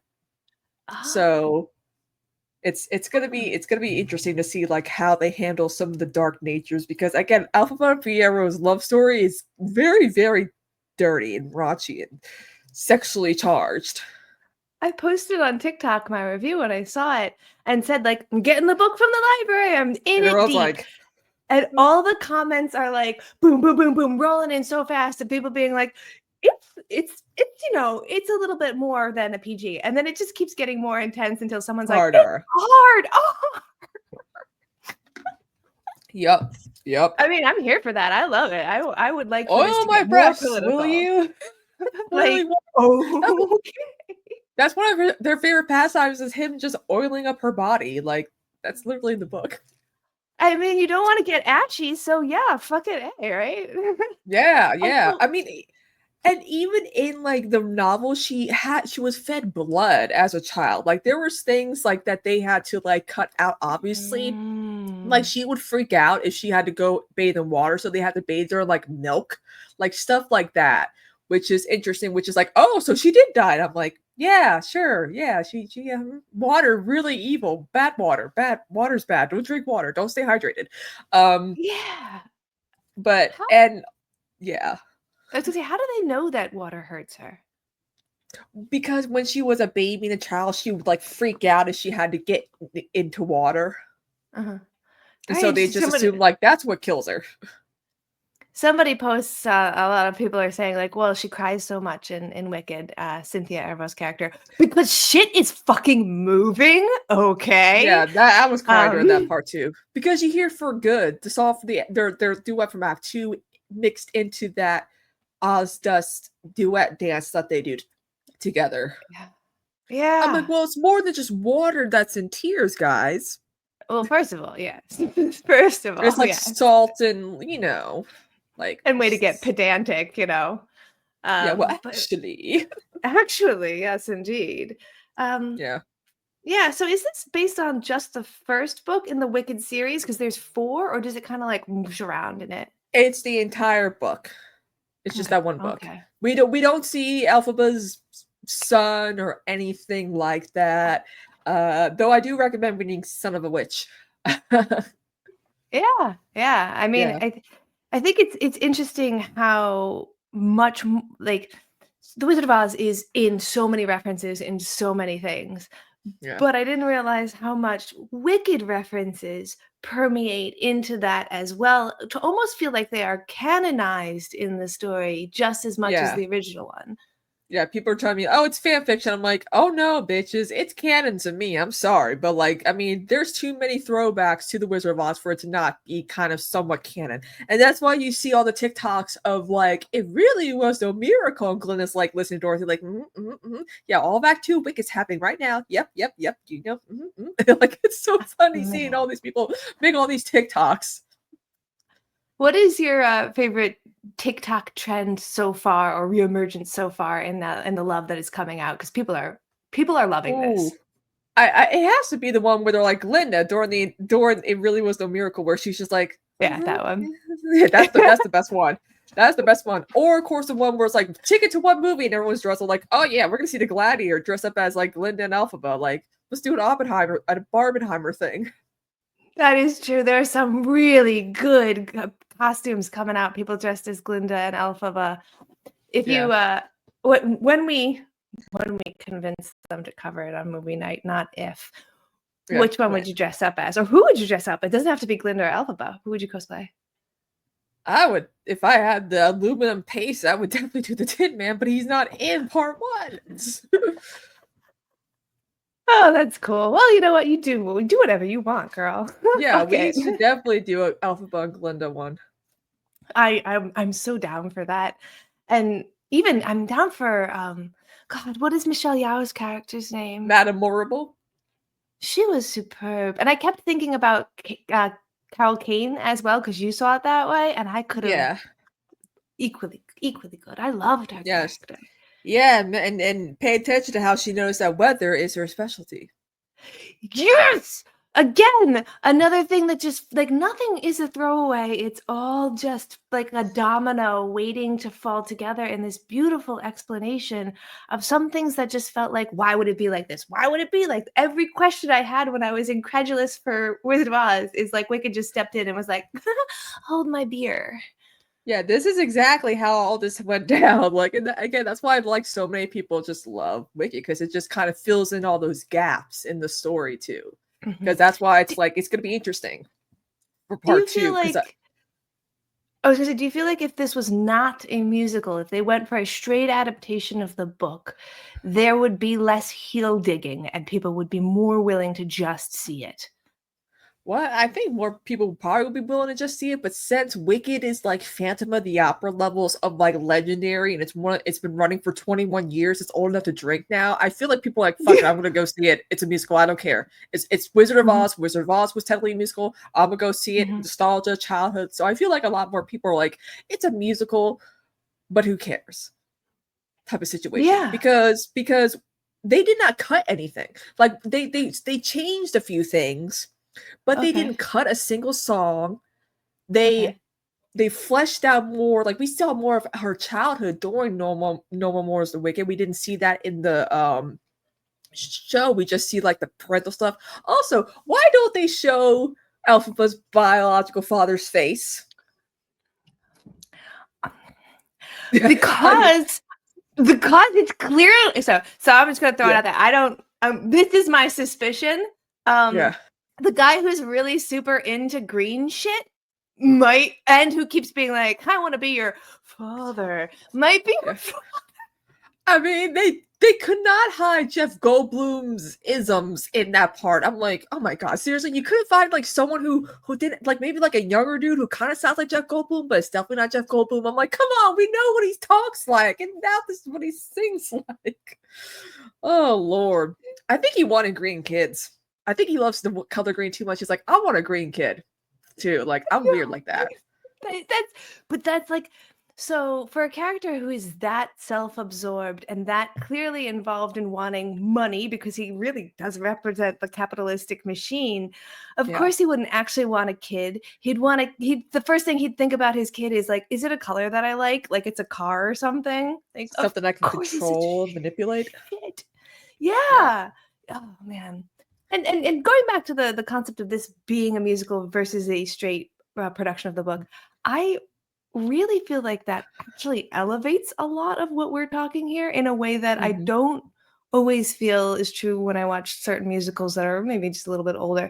And listening to the composer here talk about how he put the songs together also made me feel like it was really, really intelligent. The clip that I sent you guys about how he used open chords to hide the minor in Yeah. Defying Gravity, and how you say, like, obviously because she's a contralto, she would need to be in a lower register, but Yep. also it creates a song that is strong and empowering, but minor Yep. key usually makes us feel sad, so it still reminds us, like, this character is tragic. She is a Yeah. villain that we made. Yep. Yep. Look what you made me do. Exactly. And I love the fact that we see some more Wizard of Oz throwbacks. The scene where he's doing like the shadow, where that's actually a reference to the musical, where that's how you see like they get like this like tarp or whatever, you see her shadow Mhm, melting. Like again, that's another mhm, throwback. yeah. And what of course, knowing that's how we get the Yellow Brick Road. Yes, yes, it's just an arbitrary, like, "No, I think yellow," and Glinda herself picks it. There Yeah. were a lot of stage production stuff that in the musical that I wonder if could have been in a version of the production. Like when they do the song with Firo where he's talking about like just don't think and relax. The Yeah. clock thing was the clock. It was like the library twisting thing. That was that a call from a production? It looked so cool and it really worked. I think it might be a throwback to again like the steampunk aesthetic of the stage show where they did have things turning and Mm, turning and turning. Um, but that's like the best thing I could think of. And then like the in the beginning where you show her hat in the beginning of the show, you see they hold up a giant hat. All mhm, the actors on stage show up a giant hat to represent like her death, and then it mhm. goes to the song. So that if it's a shot of her hat in the beginning of the movie is a tribute to what is done in the beginning of the stage show. That makes sense. I love the explanation of how she even gets the damn hat. Yes, Glinda. Yeah. It's like, Like "Oh, shit. Glinda's grandmother made it," which is yeah, so it was, like, made out of love for Glinda. yeah. Like, ah. And she's like, no, Oh, you can wear this instead. And the ruby exactly. slippers. Did you see the ruby slippers in Popular and how she clicked them 3 times? Yes, yes, and then she took her away, she's like, "No, no, no." Like, No, you can't have those. oh my god. There was and I've seen now the version of Christian Chenoweth and Idina Menzel's version of Popular, and you Yeah, can see the, like, lying down on her back and just going crazy parts. That was a yeah, reference to how Chenoweth had played it, which was so she Grande was really funny in this. yeah. I was surprised. Like, but I mean, it wasn't surprised. I'm like, I know she's talented. I know she's really Yeah. good. But again, this was like a dream. Like, she was either wanting to play Alphaba or Glinda. Like, she always went back and forth, but she knew she wanted to be in Wicked. And Mhm. so this is like glove meets hand type of situation. Mhm. And I thought it was so nice the passing of the torch moment during the Wizomania scene, Yes. and Adina doing her like doing her note from Defying Gravity. I'm like, aha, she can still hit that note at her in her 50s. Like, you go, Yeah. girl. And then Kristen covering Ariana's mouth when she tries to sing. She's like, no, no, I'm gonna do it. I loved that. I love their inclusion, especially because I've seen in interviews Adina Menzel saying how bittersweet it is to see this character getting realized without her being able to be there. So to include them in a little bit made me feel like, oh yes, this Yeah, is so very much in honor of everything that this story has been for everyone up to this point. yeah, I know that Forrest sent this to us as a bit of a joke, but I do think that it is very interesting. People are saying that they're holding space for themselves with the lyrics for Defying Gravity. And yeah, and I honestly like if you listen to it and you listen to the shit show we're in right now, is a perfect yeah. time for that song. Yes. It's like, you know what? I'm gonna just do what I'm gonna do. Who cares what people think? You know, especially in a society where we're under the grips of capitalism and fascism, we're gonna make with what we got and be happy Mhm. and That don't let anyone judge us. the moment when we finally get that song, sorry to jump all the way to the end, Yeah. but did you see Wonder Woman, the first Wonder Woman? Of course you probably did, right? Yeah. Yeah. Yeah. There was a feeling that happened when the Wonder Woman battlefield scene when she runs across the battlefield where, like, for some reason, I got totally verklempt and I started Yeah. crying because I Yeah. couldn't believe we were getting a depiction of such a strong character, and I felt so, like I felt like I was watching a superhero do the superhero thing. Yeah. When she flies up at the end, and again, I do not have context for majority of this, I Yeah. still started crying because I was like, "She did it. She fucking did Yeah. it.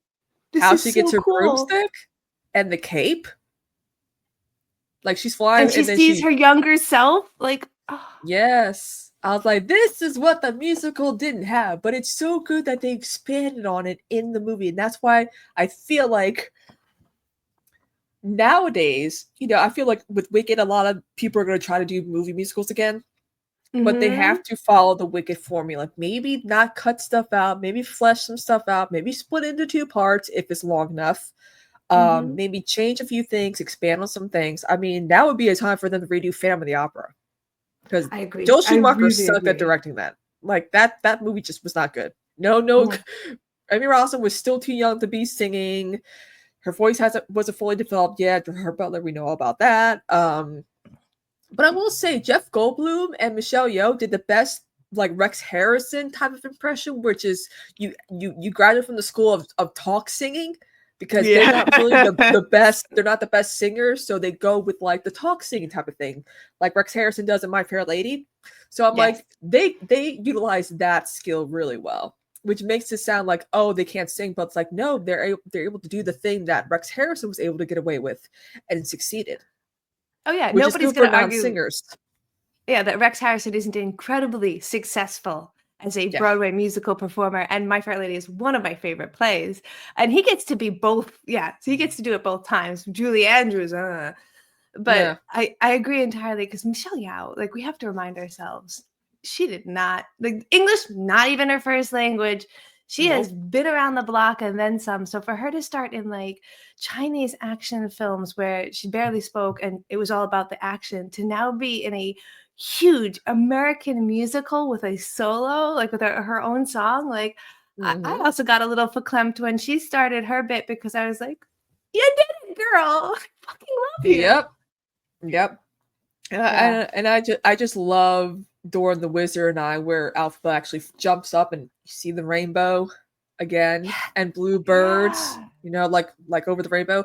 And again, every time she starts singing Unlimited, that's where you hear Mhm. over the rainbow over Mhm. and over again. Like these moments are like motifs. You know, obviously we all know what a motif Yes, is. It's leaf it's like it's motifs, yeah. yeah, it's Leitmotifs, like sorry. it's yeah, it's definitely, you got to have those, throwbacks, because when I first heard of Wicked, it was like a year into its run, and I was listening to, back then, was serious, Broadway, serious, before it was like XM or Mhm. whatever.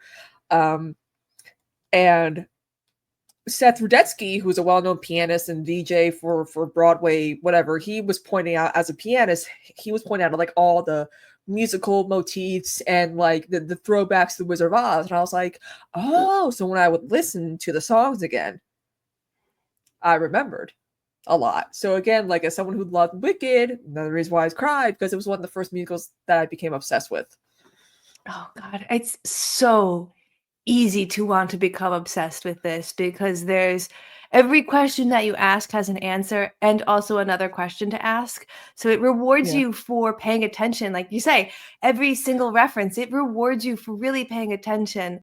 And astonishingly, in 2 hours and 45 minutes, it does yeah, not have a scene that I would suggest to cut. It does not have a moment where it isn't asking you to look at it, pay attention mm, to it. Not in a like, look at me, in a like, we are still doing this. yep. Were any of the It's songs new or all the songs were in the original? All the Okay. songs were in the original. I will say that in Act Two, there's like one or two songs that are not on the original Broadway cast album. That is, one of them is called "The Wicked Witch of the East," where Nessa Rose becomes because she's a bitch. She rules Munchkinland with an iron fist because she and her sister were bullied a lot growing up. So she kind of rules Munchkinland with an iron fist, and a lot of people in Munchkinland are not happy about that. So, and Box having affairs, and it's just a whole mess. So it's like, you see that hint of like their relationship crumbling in the end of part 1, and then it becomes fully like kaputs in like part 2, which is what I'm looking forward to. This, as a Russian language and literature major, when you think about socialism, when it goes really shite, it becomes communism. And isn't Nessa Rose kind of becoming a communist version of her sister's ideals by putting in too much aggression? God damn this fucking story. I know, it's so good. And he's like, oh, my heart is shrinking. And I'm like, oh, I wonder why that is. So it is curious to me that this is so compelling and so good and set within the Wizard of Oz story. And I know that, and I hate to call someone out, but I know that Conan really loves the Wizard of Oz, and yet he seems very resistant to this. And I hope that in listening to this, he'll just be like, okay, I'll watch the movie. But like, God, is it really just the musical part? Or do you feel like it might be like something like Wicked seems like it's for children? Both, probably. I mean, if you were a millennial who grew up with like theater kids, Popular and Defying Gravity were the two most songs that us girls would sing all the time, and that could get annoying. But Conan is not a millennial. He was Gen X. He didn't grow up during the time when theater girls were singing these songs. Forrest and I were. But even Forrest is willing to give it a chance because he loves the Wizard of Oz so much. Yeah. So it's like the thing with Wicked, the genius of Stephen Schwartz is that these songs actually help tell the story. And move the story along. There's none of this, oh, what does this song have to do with the scene? Like, even Door Dance with the Life, I'm supposed to like, I'm out of here. I'm not going to partake in this bullshit. It's so funny. It's so funny. And the moments in which it thinks like, you might think that it's becoming a little bit twee, it makes fun of itself. Like, even in Popular, she has that moment where she stops and addresses the fact that the forced rhyme doesn't work anymore and she has to re-say the word. That made me laugh alone in a theater by myself. Yep. And I love the fact that she calls her parents Momsy and Popsicle. Oh God, everything about her is so she is so perfectly lovable, hateable. It is incredibly thin, the line you have to walk to be that girl. Because you could just hate Glinda. Super easy to just hate Glinda. Who doesn't hate that girl? But it almost feels like this is maybe where Mean Girls started. Somebody saw this and was like, I'm not going a little further. But to get it back where you care about her. But if you notice in the beginning, like during No More Was Wicked, she starts singing like, oh, and then she's like, oh my, then she's like, these people are talking shit about my ex-best friend. How do I go along with that? I mean, even when she at first she refuses to grab that torch to burn that like giant wooden like made of stick statue of her. Like if like she's like, oh, they're talking shit, I just gotta sing along. And at first they're like, oh my God, you were friends with her? She's like, oh no, I knew her at school. I knew of her is basically the answer she gives back. And like that's the party. And in the scene when Elphaba realizes that she's going to get to see to go to the wizarding school, and she gets so excited, and she says, maybe someday they'll even have a party in my honor. And you're like, oh girl, they do, but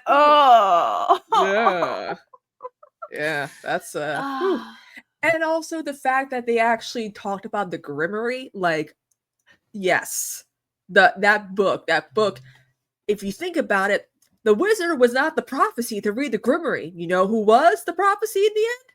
Elphaba. She was the only one who could read it.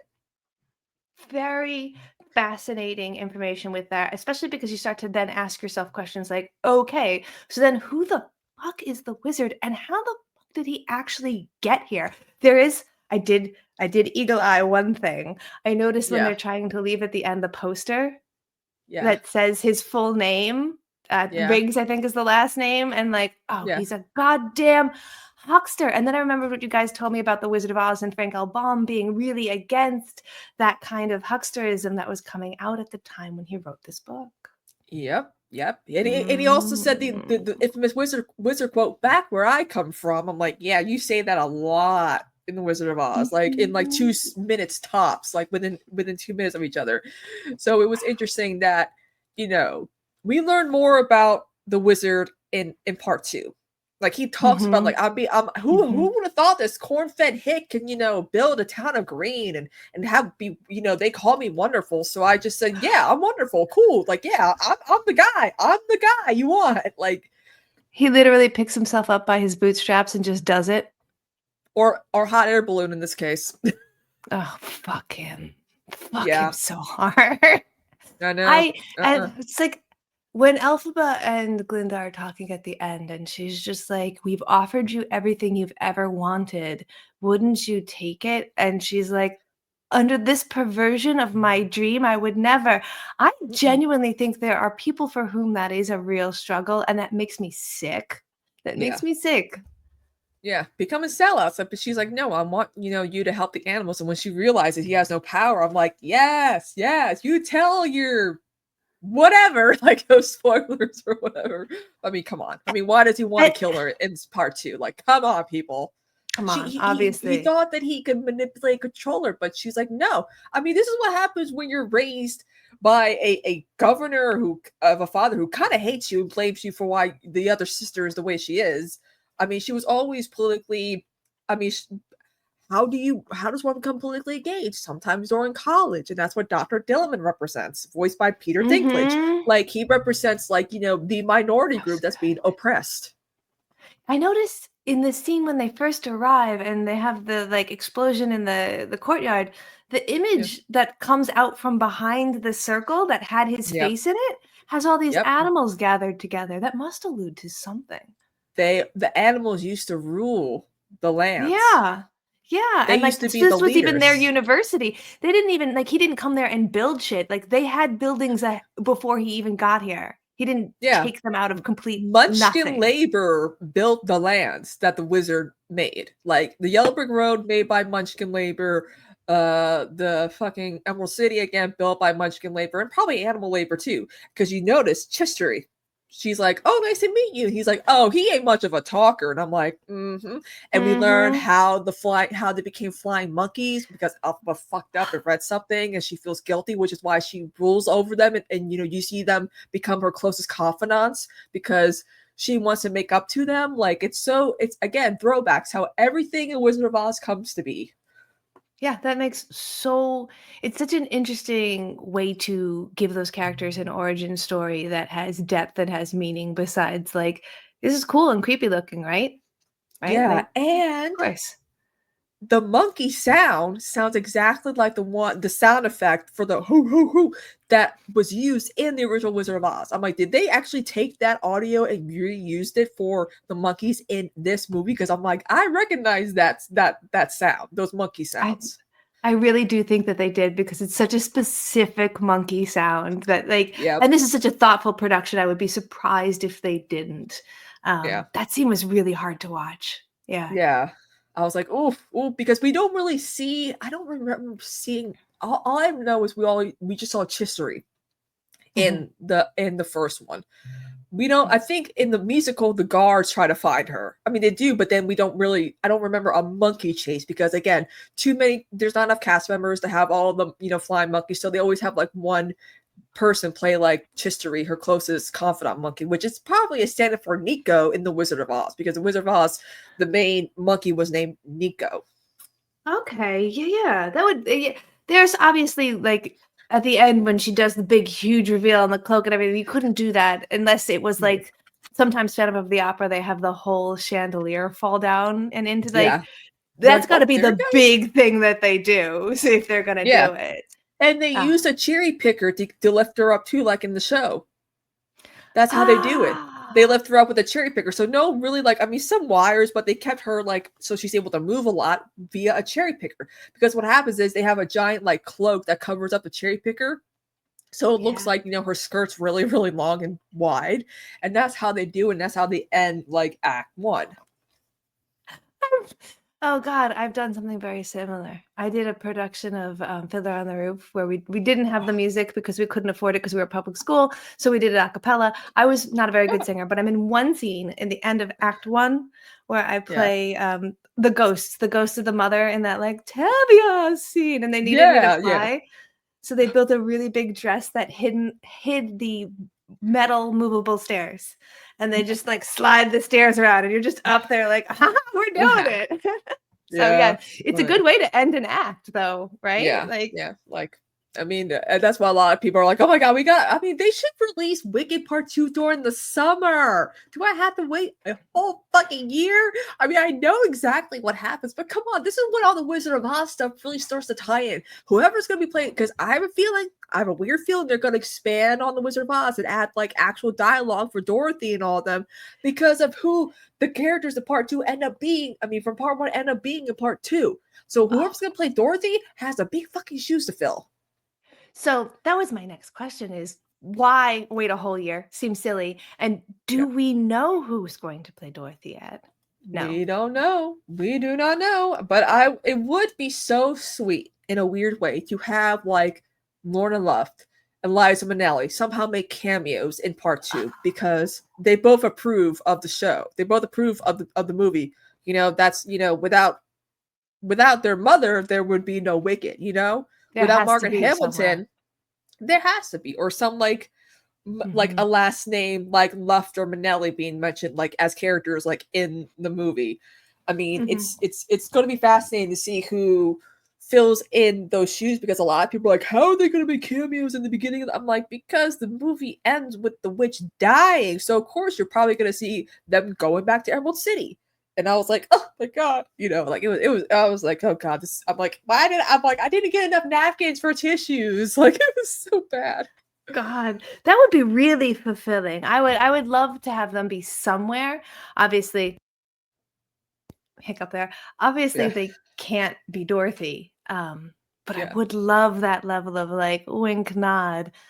I yeah. can't for the life of me think who I'd want to be Dorothy. I guess it depends on whether or not she has to sing. Yeah, it would. She doesn't sing, but I mean, again, they have like the shadow puppet Okay. scene. There's not puppets, but Mhm. like you see her toss the water, and go and like they talk about her in the show, and Mm. I'm like, we only see shadows of her and the melting, so it's like, I wonder how they're gonna reenact all that in the movie because there's not gonna Mhm. be like a sheet with shadows. No way they're not gonna do it like that. They're gonna do it how it was probably done in the movie. Somewhat. My brain was like, "It's probably gonna be Taylor Swift." I'm like, "Why?" "I don't know, 'cause." Yeah. Now she's still no, they need someone that's like they need someone young, like a 14, 15, 16-year-old girl, like Judy Okay, go Garland quite was. ingenue. Okay. Yeah. Yeah, I'm Mhm, still that would trying to be think the who. Yeah, if they do, but and it's a surprise when it like, they don't tell us until the movie comes out, I hope that fans keep it a secret. yeah. Just a I little hope, yeah. while. Yeah. You're like, 'Cause there's a tendency to blow that shit. Like, everybody told about who was in, Deadpool Wolverine right away. Like, "Oh, there's this great cameo," and you're like, yeah, I did not know about the Wesley Snipes cameo until like I was like, oh shit. Like that was crazy. And that's But great. Yeah. yeah, I just can't believe who ends up being like all the characters from for part 2 in The Wizard of Oz. Like, I mean, they do allude like Bach is a very kind-hearted individual. Fiyero is thinking all of a sudden, and I'm like, okay, I And see how this goes. even that lion, Yeah, it's he so says the cute. line, "Why is he trembling?" Yeah, yeah. And I didn't notice until you were like, "Hey, who do you think that lion becomes?" And I was like, "Fuck." Yeah, yeah, it's like it's just some people were joking like, I wonder what Fiero's private parts are gonna look like as the scarecrow. And I'm like, fucking cucumbers and 2 plums. I don't know. Go ask Mia Goth. She probably had the closest experience with a scarecrow's genitals. Another Wizard of Oz tie, if you really think about it, because the whole point of Wizard of Oz is to be happy with what you have. Not dream, like not think big or like, want more than what you can have. Like again, Ty West did a good job of more Wizard of Oz tie-ins with that one. Yes. And the character that Bach represents in the video game that I love, whose name is Bach, just spelled slightly different, Yeah. is the only character you can go to transform yourself and your clothing. And he's Oh. all about redemption through transformation and feeling inadequate. And like there's this power struggle in the land that you're in. Like, oh my Yeah. God, it's so ripe for Yeah. use. And so I think that's why it's resonating with a lot of people. Yeah. Everyone can empathize with this story, especially right now. Yeah. And I do wonder if you'll hear emphasis like moments of if I only had a brain, if I only had a heart, it throughout like Mhm. their dialogue in part 2, because that would definitely be another wink wink hint hint on who they end up being. Oh my God, yes. It's fascinating because I already want to go back and watch the whole thing over again to try and find more of these bits and notice more of things. It is a 2 hour and 45-minute film, and there's not very many films that are that long that I'm like, yeah, I want to do it again. I It's do it again. I'll do it again. in a second, right? It's PG. What do you think the bottom age range would be for making it all the way through without a meltdown? Probably like, I mean, I didn't see kids at mine. It's mostly like older theater people. But I do feel Mhm. like a lot of parents will take their kids to see a day matinee, like during the day or Mhm. whatever. I feel like Mhm. I mean, a lot of parents these days, they give their kids earphones so it's not too loud. Mm, And some of those mhm. kids are well behaved. But I think when Mhm. it comes to Wicked and the Wizard of Oz, they're gonna be like, "Oh my God, it's Dorothy! Oh my God, it's this! Oh my God!" But I'll be like, "Yeah, kids, that's it." Yeah. Yeah, I wanna believe that kids can do a 3-hour movie. I just also am Yeah, like, considering that the original source material was a little bit closer towards the R, and this is kind of more for the musical theater fans, I'm like, "Why yeah, don't you just make them both PG-13?" I really don't think yeah, little kids wanna sit this long. yeah. But I mean, if they made it PG-13, they would have really had to delve deep into like the darkest aspects of like Elphaba's Mhm. childhood, was how she drank blood as a child, and like other little aspects of like her mother's affair, and Mm. like shit like that. But her father's an asshole. Like, Yeah, yeah. I mean, I also guess they could leave that. the sister's also Nessa Rose is kind of an asshole too, because she sees her sister getting humiliated, does absolutely nothing. And yeah, Nat too, she does a big grand gesture for her little sister that definitely doesn't get appreciated enough, but whatever. Yeah, Nessa is, I mean, obviously raised to get whatever she wants whenever she wants, and is kind of often dealing with the fact that people pity her, and she could use that pity as a weapon if she wanted to, but she wants to be seen as a real person. And also like going right from, hey, Bach asked me for a dance to go to a dance, and aren't we meant to be together forever, and isn't it perfect, is a little like, girl. Yeah, that's how it's like. That's the whole point of musicals. The pacing gets a little fast, but with again, we don't see them being perfect in part 2. There's a lot of stuff going around, and I'm like watching the interviews with Ethan Slater. I'm like, knowing you are having an affair with Ariana Grande right now is kind of weird because it kind of again it ties into his character in part 2. So it's Mhm. like a little too close on the nose. You were perfectly casted to play him. Mhm. Yeah, it's and even Ariana Grande's character does that too. She's like, "We're gonna get married," and Elphaba's like, "Did you even ask?" Elphaba's the only person who looks at love as like a, you should probably question everything, and that's like, Yeah, I think again a kind of socialist ideal that like yeah. questioning is a major tenet before we accept anything, and like Yeah. God, that's But it fascinating as kinda fuck. but it's like until she sees Fiyero in a different light that she kinda doesn't question love as Mhm. much from her perspective because she's like, "Oh, I'm finally feeling this now. I'm feeling what Mhm. other people feel about other people in a way that's not platonic." And I Yes, but she love they did that. Yeah, and I love that she has that revelation, but then doesn't go, "So now I can't go to the Emerald City. I need to stay here Yeah. and see where this goes and fight my best friend for her love." Like, that's not the No. story. That's just a side story, No. guys. Yeah, that's why I'm I not that girl. Like a lot of people mock the song "I'm Not That Girl" because it's such a low song. I'm like, hey, I saw it was play Alpha one day. I can hit that girl. Like I can hit that note. You know why? Because it's just good. It's a very like sad song because she's realizing like I'm falling in love, but it can't be. It just can't happen because I'm not the ideal girl for a guy like him. I gotta focus on my goals and my dreams and aspirations. And of course, Firo gives her a poppy flower on her way to the Emerald City. And then I'm over here like, there was a train the entire time, Glinda. You could tell you had to tell Dorothy to go down a fucking yellow brick road on heels that made her vulnerable to your ex-best friend. You mean to tell me she could have taken a train the whole time? Like, bitch.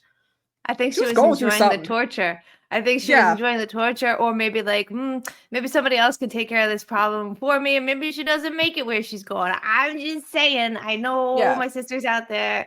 Yeah, like there's It a was lot of funny. kind of hilarious shit in that aspect going over and over again. And I think that musically, the choice to have Elphaba be a lower register is another way of saying like your typical female lead is a falsetto. Your typical female lead looks like this.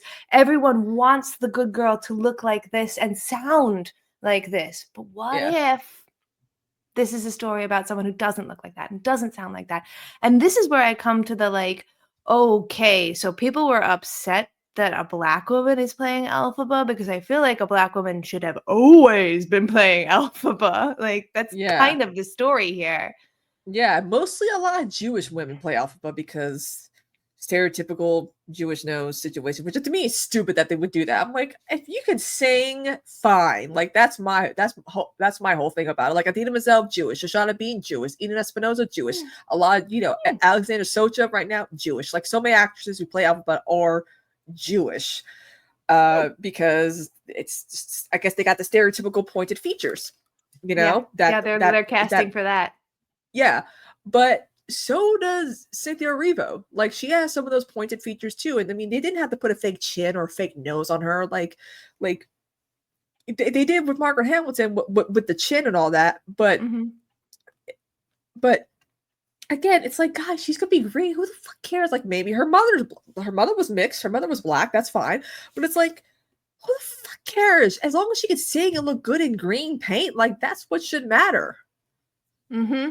And God, I thought she was phenomenal. I I know. don't have much to compare her to, but do you feel like her performance was better than others, or?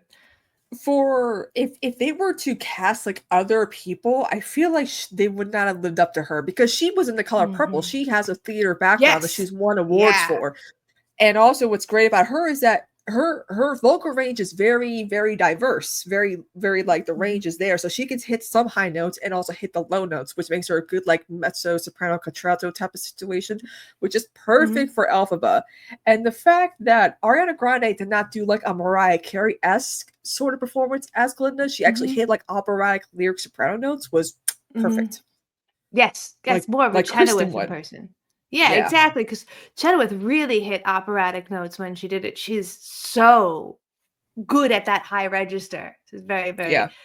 Yeah, and I think that Ervo's experience in The Color Purple allows her to sing really deep and moving stuff. Hmm. That's kind of what I mean when I Yeah. think like a black woman would really have a depth of experience that would add to her ability to sing these songs.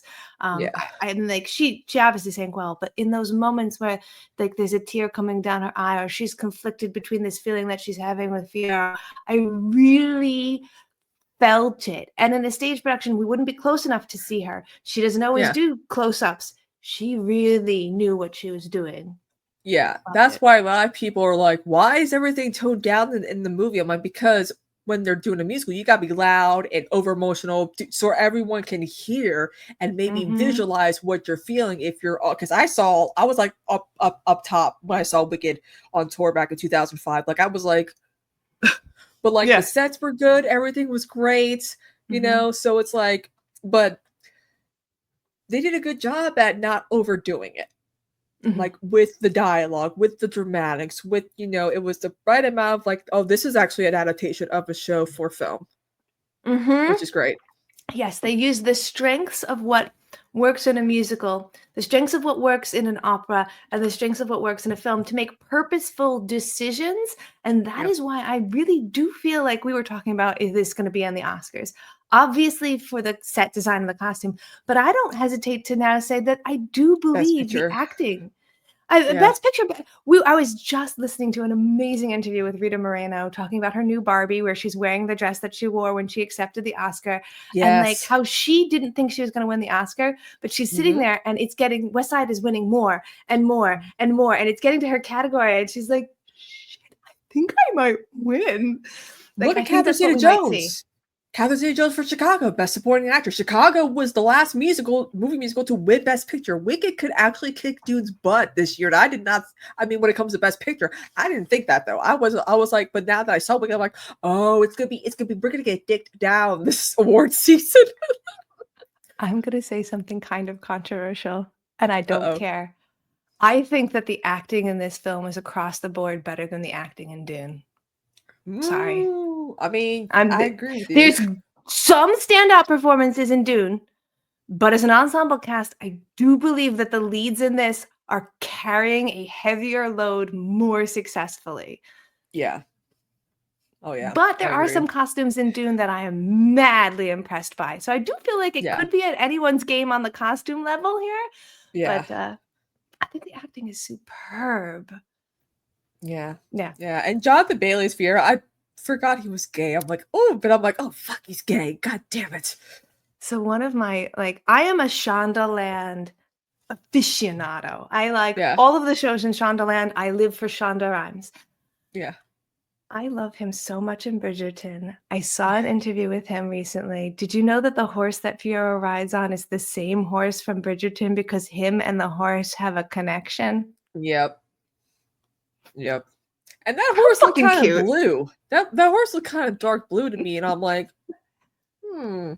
Is it the lighting choice? Is it dye choice? Like, what's going on here? The fact they didn't have like a horse that changes colors, I'm like, that would have been way too like not even subtle at all. So I think that was good. They kind of kept that out for now. But like, you could tell like Steven Schwartz's cameo where he's like, "The wizard will see you now." That was an homage to like one of the guys who's like, "Who rang that bell?" Like one of the many characters Frank Morgan played in The Wizard of Oz outside of the Mhm. Wizard. Like, I'm Yeah. so glad that he got a cameo in it.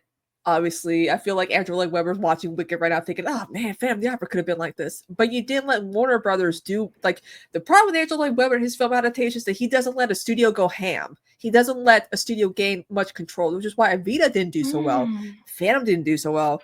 And Cats, just watch the film stage version. Or he's gonna even do Joseph in the Amazing Technicolor Dreamcoat. I'm like, that's a good one for kids, but also too like, again, you gotta let a studio do what you want to do. Sunset Boulevard, the musical, is gonna be made into a movie. And that is the only chance I feel like Glenn Close is gonna get a sympathy Oscar because she's been nominated a billion times.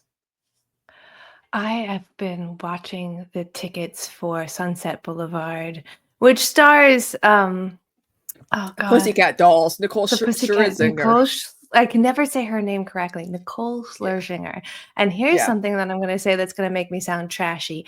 I love The Masked Singer, I don't care, and she was a judge on that, and I thought she was hilarious, and when she said she was leaving to go do this, I was like, "Say more words," and the reviews are blown away, it's Yeah. amazing. I love the source material. That's another one that oh god, I'm so glad you say that's going to get made into a film, but I think I'm gonna get my ass to New York to try and see that. Yeah, I mean, she went from "Don't you wish your girlfriend was hot like me" to belting like because she was also did West End. She was doing Cats in West End. She was playing Grisabella, and I'm like, why is that? Like, everyone's like, Gloria Swanson, you're supposed to be like in her 50s. I'm like, trust me, with every musical like revival, the cast just gets younger and younger and younger. Like, it's just accept that. That's just how it is. And I really wish that we would be more interested in an underdog story than, like, push them down. Like, instead of saying, "Oh, that's the girl from Pussycat Dolls," just be like, "Oh, shit, she's finally getting to do work that's meaningful and difficult, and awards are coming to her for her time in the industry." Because we all gotta Yep. start somewhere. Yeah. I wanna see more of that. Yeah. Yeah. That's why I heard when I heard Kenny Ortega, who directed High School Musical, apparently he's doing a film version of Family Opera for Disney Plus, and I'm like, oh, I'm like, nah, I want like someone who could like understand the aesthetics. Maybe try to modernize it a little bit so it doesn't get stuck with 80 centuries or whatever. Um, Mm. and actually have like cast members who can sing, because I like the 25th anniversary from Royal Albert Hall that was filmed with Ramin Karim's Sierra Bogus. I feel like that live stage version was just a makeup for how bad the movie was, because it's literally performed by people who can sing, performed by people who can act. It's really good. It's just a film version of the stage show. It was really good. I feel like if they do remake Phantom of the Opera, they should make his makeup look more like the stage version, where he's like got like one contact, his lip, like they just made Gerard Butler like have your face is bad, but it looks like a bee sting. It was not that bad. Like I'm like, this is your purpose for being secluded from society? That's it? That's nothing. Like Alabama had it worse. Okay, I'll say that. I hate when they do that. They did that in Ready Player One too. The girl is supposed to be like secluded because of an incredible like birthmark on her face, and in the movie it's just like, oh, it's a little tan, it's a little, and you're like, guys, come on, it's the point of the freaking thing. I do think you're very right to say, though, when people see how much money this movie has made, we will see a movement towards more and more people making musicals. That being said, a friend of mine is a composer and a music composer who specializes in Broadway musicals, and she's trying to write musicals. She went to a think tank run by Alan Menken. I know. That is a good think tank. If someone can write music, that's Alan fucking Menken, man. Like, yes. I love her. She did the music for my short film, Girl in the Basement. This is Lori Deriza. And it ends with him requesting them to write a small bit of a musical interpretation of their favorite film. My friend did an interpretation of My Big Fat Greek Wedding. I'll send it to you because it's online, and I'll probably put it in the liner notes for people. I would love to see this. I would love to see a trend towards taking films that are not even musicals and putting them in this kind of lens and seeing where we could go with it. I mean, because Sunset Boulevard. That is the next big thing. I mean, Back to the Future has its own musical. I mean, the Beetlejuice had its own musical. Like, we're seeing it now. Mean Girls, like, a lot of movies are being adapted for stage. And some people find that annoying. I'm like, but here's the thing, though. Death Becomes Her is now a musical on Broadway. Sorry, Megan Hilty, who I saw as, as Glinda. Yeah, that's so fucking crazy. That is, I mean, like, some of these, like, movies that are, like, blockbuster movies are perfect to be adapted for musicals on stage. Why not see where we go with this? Why not take some of our best minds from the Alan Menken think tank and see what gets iterated out of this? Because it can be really, really fascinating. I know that Lauren, big fan of Lauren from Movie Night Extravaganza, Lauren Swinard, was just in a SpongeBob musical, American Psycho musical, and Heathers musical. And god damn it, I wish I lived close enough to see any of them. I really wanted to see the American Psycho one. Yeah. See, she sang one song for me. Song for me, and I was like, yes. So good. So good. That's how I felt like when watching this movie. I was like, oh my god, the goosebumps are goosebumping like all 2 hours and 45 minutes. Yes. So I saw it alone. Nobody sang because I was alone and I didn't know the lyrics. When you saw it, what was the general vibe in your theater? And do you feel like everybody was getting goosebumps? Were people singing along? Was there like an electricity? People were singing along. But I was the only one who knew all the notes. But people were like, but with like the Wizard of Oz throwbacks, people were like, oh, look at that. And I'm like, yeah, people, you guys seen the show before, right? But whatever, they're able to make more references for this, for the film. Yeah. But I was like singing and crying, like defying gravity, and someone was like, "Are you okay?" I'm like, "I'm fine. I'm defying gravity right now." but like, dude, if they made Dark Souls into a movie, I would probably cry like every 10 seconds just out of the sheer joy of something I love that much being actualized with respect would make me like just so happy. Just so damn happy. You know what I want? I want a remake of Hello Dolly with Barbara Streisand because she's now of age to play Dolly Levi. She was like 24 when she did Hello Dolly. I'm like, oh, honey, no. You were too young to play Dolly Levi. But you are of age now. I would love to see that. She's got an amazing voice. Has she done anything recently? She's done a few albums, like a Christmas album or whatever. But I mean, she was too young to do the Hello Dollar movie back when she was 24. Mhm. Like, it was kind of weird. I'm like, what? Michael Crawford was in it before Phantom of the Opera. But I'm like, who could possibly play her Horace Manigault? I'm like, maybe have like Robert De Niro play him, like Meet Oh the God, Fockers. He could why be a not? frumpy Yeah. rich dude Okay. who treats his workers like dirt. Like, perfect. Like, I got ideas. I got ideas to cook up because we need a remake of some of these musicals that just did not do well. Hello Dolly came at a time where, the sexual revolution was happening, the Mhm. code, the code era, like all that in Hollywood was already dying. You had cabaret, Rocky Horror, like it Mhm. came at a time where like the last good family musical was The Sound of Music. Oh God. Ooh. Ooh. Ooh. Yeah. I mean, it's good. It's just very precious. So precious. Yeah. Yeah. Um, how do you feel about the controversy that is going around with people saying that, like, there are signs being put up now saying don't sing in the theater unless it's a sing along? Although I'm going to add a little bit of hilarity. There is a very famous sing along being put together in Germany, but it's going to happen at the exact same time that Nosferatu comes out in the same theater. So Oh some yeah. people are going to be Christmas in Day. one theater listening to a silent film adaptation, like horror, and then you're gonna hear the wicked people in the other theater. I don't care how Yes. far away they are. Yeah, that's good. That's interesting. I mean, I joked when I saw a sign I posted, I'm like, I can't read. And everyone's like, I'm like, it really depends because I feel like not all showings on a Thursday are see, I like to see it on the Thursday because there's not as many people, so I'm able to get away with Mhm, singing. Um, mhm. but I just like go the wizard and night. Like that was me though. I was like just doing this. I'm like, defying Mm. gravity. Like but I I feel like I'm some on of the the theater kids are gonna be loud as fuck watching it. And I'll be like, you theater kids, you can mouth the words or mutter the words. You can still sound good when you're muttering the words like I am. That's my line. My line is I love being in a theater with people who are really into what we're watching. It makes it even better. Like you could put Yeah. me in a theater with Twilight fans and I might come out being like, I guess I didn't remember how good that movie was because it felt like I loved it with them. Yeah. But if it becomes about you and Yeah. you being in the production of this, I need you to leave. Yeah. It's like I wish I could watch Spider-Man No Way Home again because seeing Andrew I mean, I had a feeling Andrew Garfield was gonna come back because of the fact that Zendaya falls the same way Gwen does. I'm like, oh, she's gonna be Mhm, rescued. But then mhm. seeing, Andrew Garfield come back and Tobey Maguire, like the applause, people were like, yeah. And I'm like, yeah, this is exactly what I like to feel in a movie theater. We're all together, united, enjoying something, a moment that will forever be in our brains, that we'll remember forever.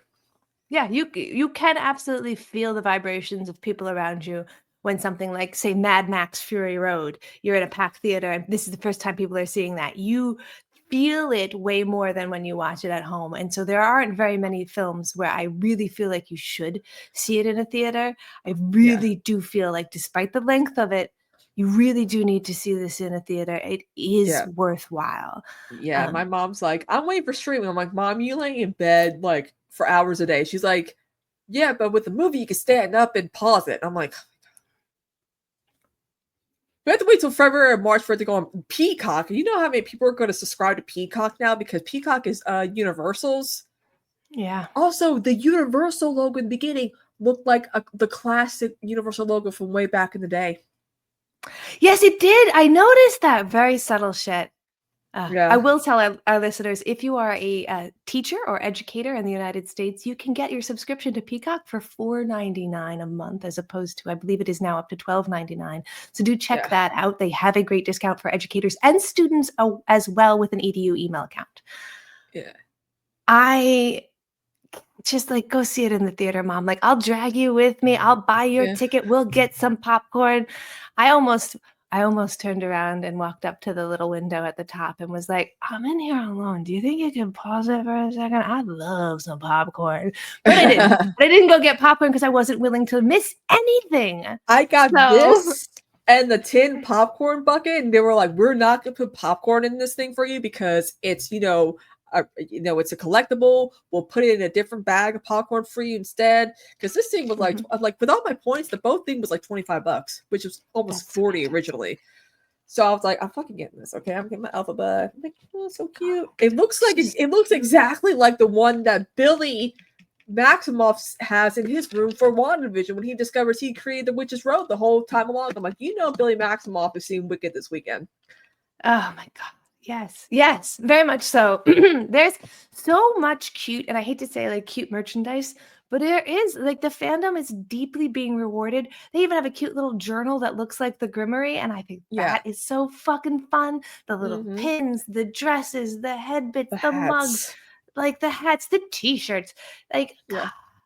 if I had Yeah. known I was gonna love it so much coming out as it going in, I would have been like popcorn bucket, and I want the cup, and I want all of it. But Yeah. like, I I was have to like, get it now. I know I'm gonna love this. Let's go. But here's the thing, my mom wants to do a tradition on Thanksgiving where we watch The Wizard of Oz together now. So that's good. Because I'm like, my That's mom, lovely. she knows The Wizard of Oz, but like she doesn't really remember. I'm like, how do you not remember The Wizard of Oz? I'm like, Mom, you grew up when it was first airing on TV. She's like, well, we only had Burn. one TV, and we were only like, so I'm like, yeah, let's watch The Wizard of Oz together so you can prep for Wicked when I do take you to the theater. Yes. When, not if, when. Yes. But before we pull to the end, the one last thing that I wanted to talk about was the little bit of controversy that I think some people were telling me as I went into before seeing it, where Mhm. people kind of gave me a really reductive version of this story, saying that it was basically like the Joker for the Wizard of Oz witch, which is a like, oh, it tells you why she became so evil. And I really feel like the nuance that is missing there is that like Joker explains why and gives a reason why he chose to become evil. I feel Yeah. like Wicked really tells us how we made her evil only to ourselves. Yeah, and it'll pay off in part two as well because she has a song called "No Good Deed" where she basically like, you guys made, you guys made me this way. You guys think that I'm this evil person, all because of Vera. By the way, it's so adorable in a sense because she's like, I'm wicked. You guys won. Like it's so I cannot wait again for part two because I love the songs in part two. Like, of course, part one has all the popular songs, "Defying Gravity" and "Popular" and "The Wizard," not like those songs are probably, but part two will pay off all of what you're saying, KT. So that's gonna be fascinating to watch. And nope, exactly 1 year from now. It's a long year to have to listen to people be like, it's Joker for girls. And you're like, God, why do they keep Pearl? It's Joker for girls. And you're like, stop saying that. People said that about Black Swan. Black Swan came out in Oh, 2010. I'm like, if I anything, know. Joker is the male Black Swan. Thank you. Thank you. Like, come And on. Black Swan is just perfect blue. So It's funny. like, It's so funny. it's But turtles I all the way think down, motherfuckers. I do think they might be, since when they're done with the promotion, they might be doing post-production for Wicked Part 2. Mm-hmm. But I think it would have been interesting if they had started in sepia tone and like went to color. That would have been so like interesting if they had done that for the title card at least. Maybe they'll save that for the second part. So the second part is all already filmed. Yeah, they started filming like 2023. Like they filming like both like back to back. That makes Kind of like like a lot how of sense. yeah, like how they filmed like Pearl and X and even Maxine back to back to back. So Yeah. You don't want I mean, they're not that old, but you don't want the actors' voices to age or anything. And it's just so hard to get people back. Just do it while you got them. Yeah, that's why I can't wait to see what the design. I'm hoping that the designs for the Scarecrow and the Tin Man do look a lot like Ray Bolger and who the fuck played the actor who played the Tin Man. I only know the actor who played the Jack Scarecrow. Haley. Just looked it up. Yay! Yeah, Jack Haley. Yeah. So I'm hoping like it looks like they use like an aluminum paste or or this time they could probably like, use like an aluminum like foundation spray, because we all know what happened to Buddy Epson, with the aluminum powder and all that. So I'm hoping they look.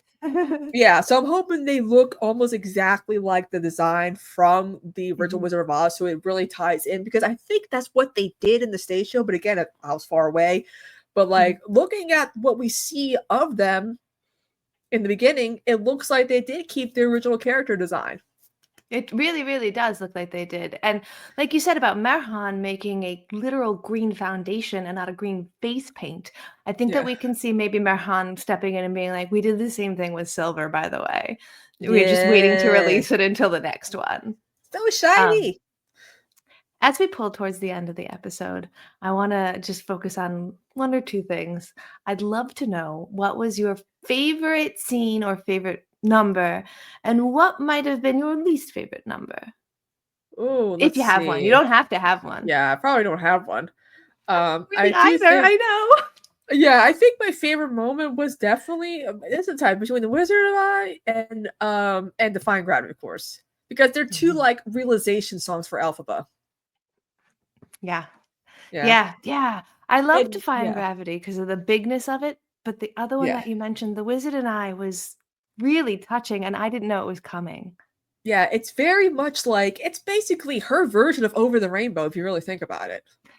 Oh, fuck yeah. Like her version of like her idol version, like, oh my god, I'm gonna be the wizard. We're gonna be like a team, not knowing the familiar relations. Like she's like, oh my god, he's because all her life she's always looked up to him. You know, she would tell stories to Nessa Rose. So it's like, and I do think my favorite actual scene is when they, of course, they rescue the lion cub. And he Oh picks his god. little head out of the basket like Toto. I'm like, So oh, fucking perfect. cute. Oh man. I do think that is really hard because when she goes to the wizard and she could ask for anything in the world, and you first think, of course, she's going to ask to not be green. And I was like, nah, she's not going to ask to Yeah. not be green. She's going to ask to make it so that Nessa can walk Yeah. because she feels so guilty about that. She goes even one step further. She doesn't make a wish for herself at all. That's how No. not wicked she is. Yeah. She's like, I want to have the emeralds. He's like, I had a feeling you said that. Like, Ah. and also, I love he's like, well, she doesn't have to be green. I'm like, you can't do shit. Come on now. I know, as if he could promise her anything in that moment. I think that scene is also really high up there for me because the way that they interacted and what wound up being Yeah. said and how they handled the creation of the monkeys really felt like, oh shit, Yeah, that's this another is good the meat scene. here Yeah. right now. It was a little intense and dark for children, but I enjoyed it a lot. Yeah, that's why I feel Wicked Part 2 might be rated PG-13 because it just only gets darker from here. Like what Yeah. happens to the characters. Like I'm like, yeah, we're gonna see like their transformations. It's gonna be kind of graphic, and like you see how Bach becomes the Tin Man and how Fuhrer becomes the Scarecrow. Like it's gonna be very, very interesting to see how Mhm. that happens. Also, it's by accident for both of them, because of course. Of course, it has to be. Yeah. And it feels like all of this is almost at times by accident.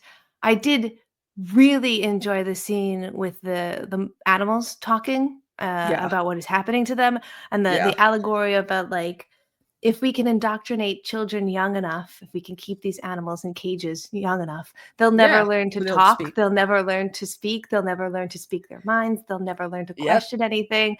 I thought that was really weighty for a And kid's allegory. what the wizard said, the best way to bring people together is create an It's for enemy. them to come. Yes. Yes. Ah. True. True. It's also true. I mean, in the dogs, in the cats, well, they're not anymore. Apparently now the Trump one.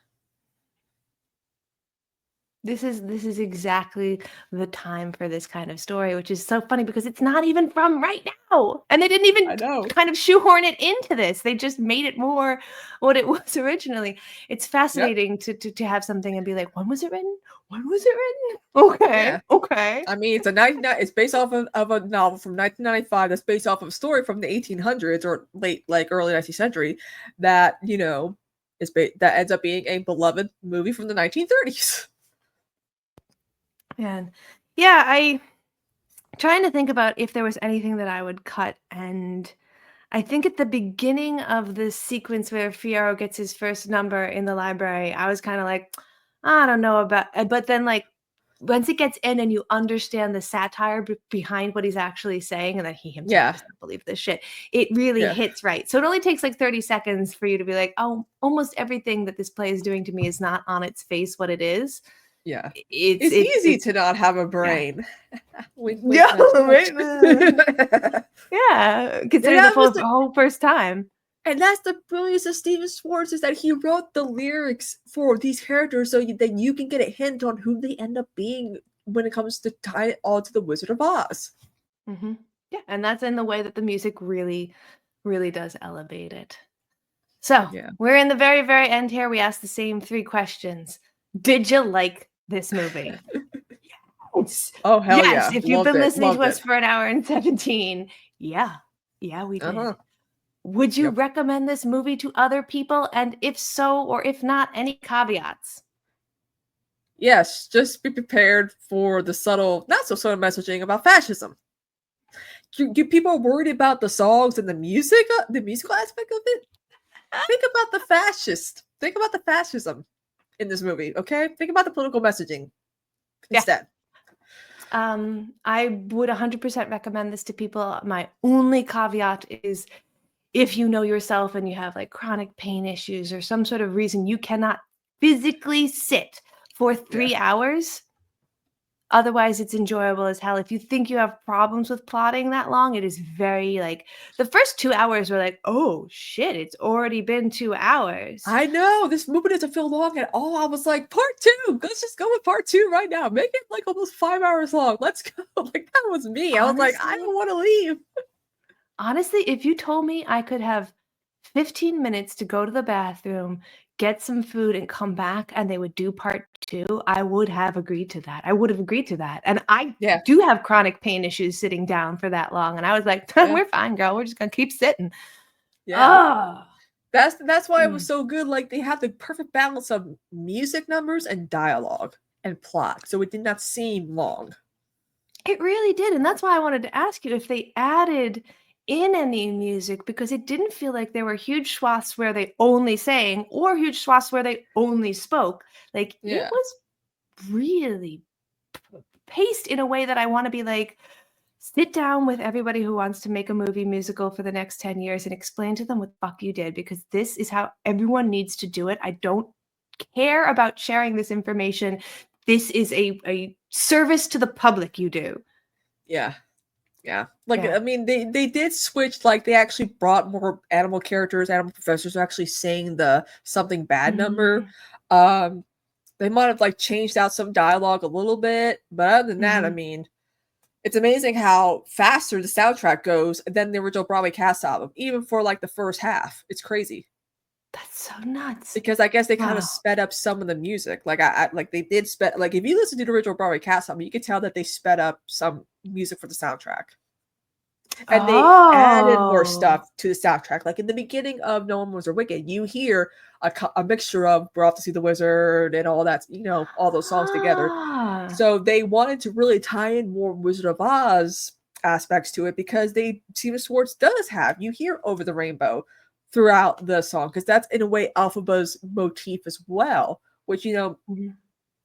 I think she does in the end, like especially like in the book, maybe she sees a lot of herself in Dorothy, but she also Mhm. knows in the end Dorothy's probably being manipulated by Glinda and the wizard to like do stuff to her. So it's like, Mm. Yeah, yeah. yeah. It's kind of like, yeah. I wonder to what extent we know that Steven Schwartz worked on the movie.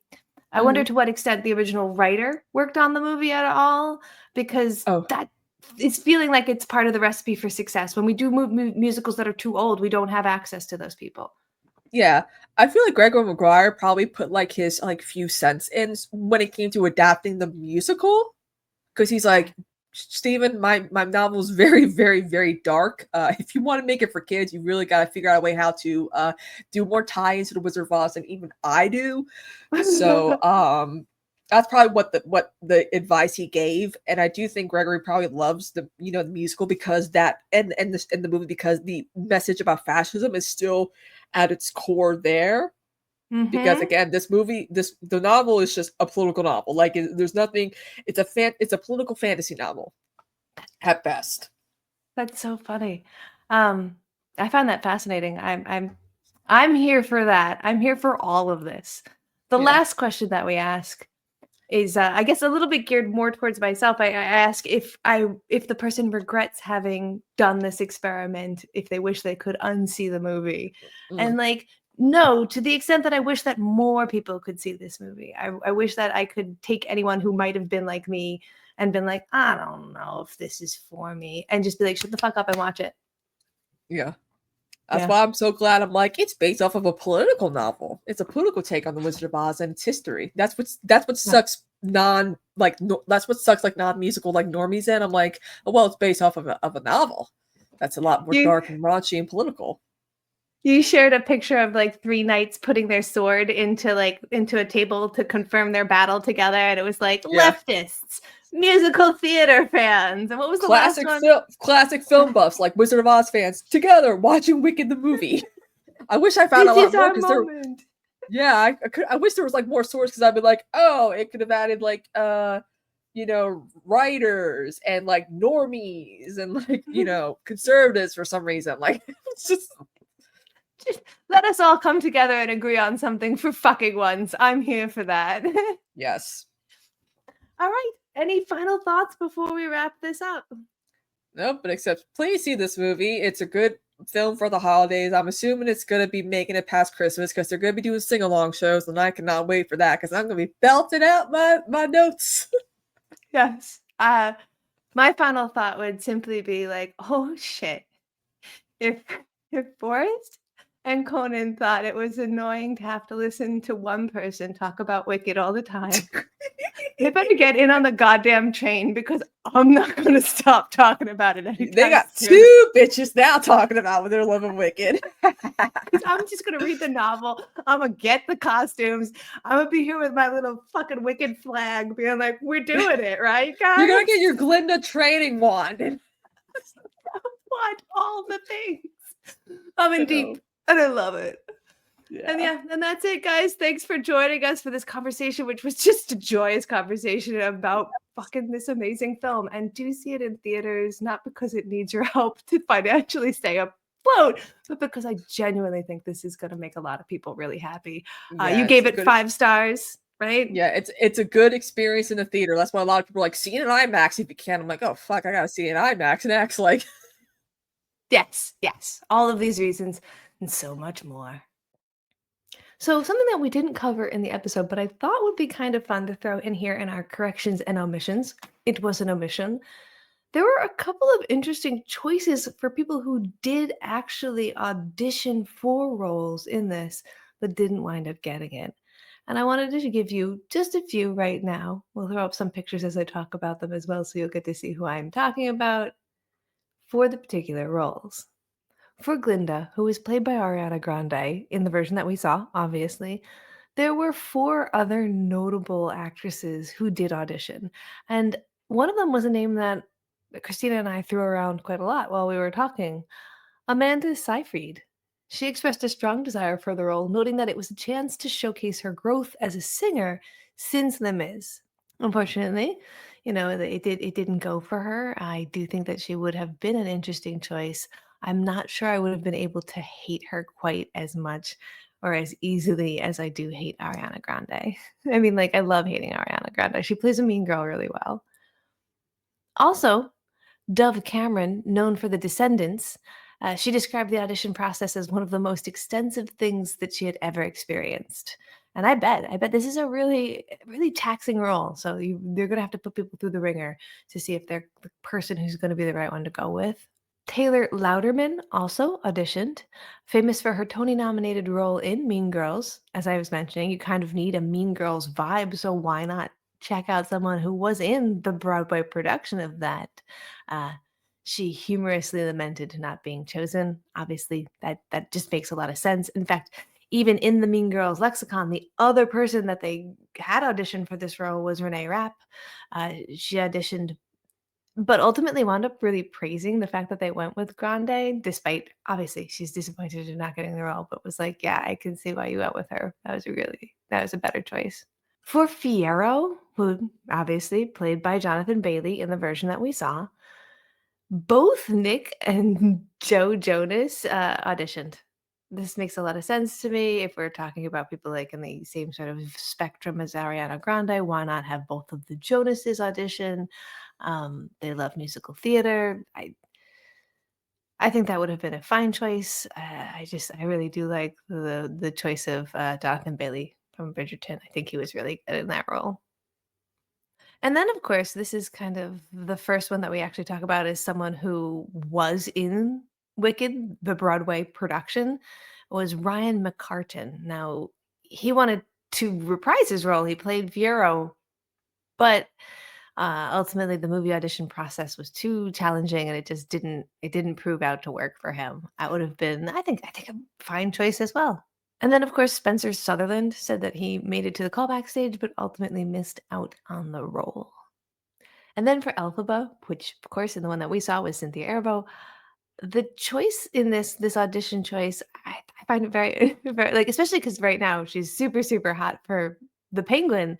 Kristen Milioti auditioned, but again, like the demands of musical theater were too much, and the process just kind of didn't work for them. But that would have been really interesting for her to have both the Penguin and Wicked hit at the same exact time. Although I'm not sure she would have been able to be on the Penguin because she was in Wicked. She might have had to say no to that. So, well, I don't disagree with the choice of Cynthia Erivo, and I really think that I would not have had it any other way. Christina and I were talking about Wicked as being one of the earlier villain origin stories that we could kind of think of from contemporary time, particularly with female characters.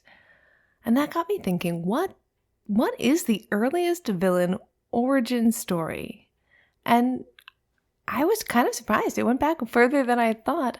I have two from Greek mythology and one from Christianity. Well, one from a biblical story. The first one I'll give you, we'll go backwards. We'll go from where we are to going further back, BC. And we'll start first with the biblical story of Lucifer's fall from grace in Paradise Lost by John Milton, 1667, is often considered one of the earliest, most iconic villain origin stories. The poem delves into Lucifer's rebellion against God, his pride, and his eventual transformation into Satan. Milton's work becomes a foundational text in understanding the moral fall of a once great angelic being, an archetype later mirrored in many villain origin stories in Western culture. Then we were talking about women, and I realized there's Medea. In 431 BC, Medea, written by Euripides, is the tragic heroine of a descent into villainy explored. Initially, she's a loving wife, and her betrayal by her husband Jason leads her to commit horrific acts of vengeance, including the murder of her children. This tale takes a personal transformation due to a betrayal, and it served as kind of like an early example of a villain origin story that focuses on emotional trauma as the catalyst for villainous behavior and focuses on a woman. There's a really interesting Neil LaBute play called Medea Redu, Redux, depending on how you want to pronounce that word. It's just one person doing a contemporary long-form monologue. I did it when I was much younger. I really love that piece. This is a great story. And then also we can look to 8th century BC and see the character of Achilles in Homer's The Iliad. This offers an early example of a villainous figure whose anger and rage shape his actions in the Trojan War. While not a traditional villain, big V villain, Achilles' wrath and his refusal to fight on behalf of the Greeks is central to his character arc and could be viewed as like an early portrayal of a complex, morally ambiguous figure. So these examples reflect an age-old narrative of transformation that often is driven by personal suffering, pride, or betrayal. While I think that Paradise Lost is going to be considered the clearest and most influential, the idea of villainy as a result of emotional or existential conflict can be seen as like an ancient myth as well. This, of course, bears the question, what's the first villain origin story in comics? Because I think we think of villains particularly in comics. I think when you think of villain origin stories, people go right to that Joker movie that was made, which is obviously not the first time. But that character, surprisingly enough, in the world of comic books, one of the earliest villain origin stories is in Batman #1 from 1940 because it introduces the character the Joker. Through the Joker's exact origin story was not fully detailed in that, the issue marks the first time the character is depicted in a way that hints at his tragic, chaotic backstory. Over time, his origin has been further developed and reinterpreted, but the seeds of his transformation from a failed comedian into a villain are planted right here. Another early example comes from Superman, again, #1. This is crucial right there at the beginning of comics. 1939, when Lex Luthor is introduced. And again, while his exact origin story was not explored in full at the time, the character's motivations, based on jealousy and ambition and a thirst for power, were clear and set the groundwork for future retellings of his backstory. Additionally, I do think we should note the origin of Doctor Doom from Fantastic Four Annual, #2, not #1, and that's from 1964. That presents a notable comic book story where Victor Von Doom's tragic past, including his scientific brilliance and his quest for power after the loss of his mother, is explored, and that lays the foundation for his later transformation into one of Marvel's most iconic villains. These early villain origin stories shaped how the comic book industry began to explore complex character backstories and transform villains into more than just antagonists. They became multidimensional characters with their own histories and motivations, and that's why people like comic books. It's not just this very black and white, even very early, as you can see in the #1s and the #2s. Comic books realize that we kind of need to address this. Otherwise, it's not going to be a full story. Margaret Hamilton played the original Wicked Witch of the West, and Kristina wondered what her descendants would think about the movie or the musical, or even the book, Wicked. Now, Margaret Hamilton had one son. His name was Hamilton Meserve. So they combined her maiden name and made that his first name. They called him Ham. He's still alive, and he's 88. He has not publicly commented on Wicked directly, the musical or the book. However, he has spoken at length about his mother's legacy as the Wicked Witch of the West, and he expressed pride in how her performance transcends generations and has become a cultural touchstone. He often emphasizes his mother's gentle personality and how she reassured children who were frightened by her iconic role, which Kristina talked about in our episode. He's lived in Maine for many years, and while he has a family, he has kids, he has a very community-focused lifestyle from what you can Google. There is very little public information about him, though, because he is very private and he wants to keep it that way. Based on that information, even if I could find out, I really wouldn't tell you because it seems that that would be what he would prefer. Kristina was struggling to remember the name of the black actor who was the first one to play Phantom on Broadway, and that was Norm Lewis. He is the first black actor to play the title role of the Phantom in The Phantom of Opera on Broadway, because obviously we were talking about how in California they did it way earlier than they did it in New York. This happened May 12th, 2014 at the Majestic Theater in New York City. His casting is obviously a milestone in the production's history because it showcases a finally becoming diverse enough. You would think that Broadway would be more diverse, and finally Phantom makes it that way. But also, he had a really rich baritone voice, and people said that this brought a new depth to the character, and it kind of revamped this portrayal. If you don't know Norm Lewis, he had already established himself as a celebrated stage actor with roles in Porgy and Bess and Les Mis, but his groundbreaking turn as the Phantom still remains an iconic moment in Broadway history, and that's why Kristina brought it up, because she's really good about her Broadway history. So this led me down a very deep rabbit hole of asking a couple of firsts about musicals in our world, which is, just start right at the beginning. What's the first ever musical? Well, the first ever musical, as we understand the term today, is often considered to be The Black Crook. It premiered in New York City on September 12, 1866 at Niblo's Garden.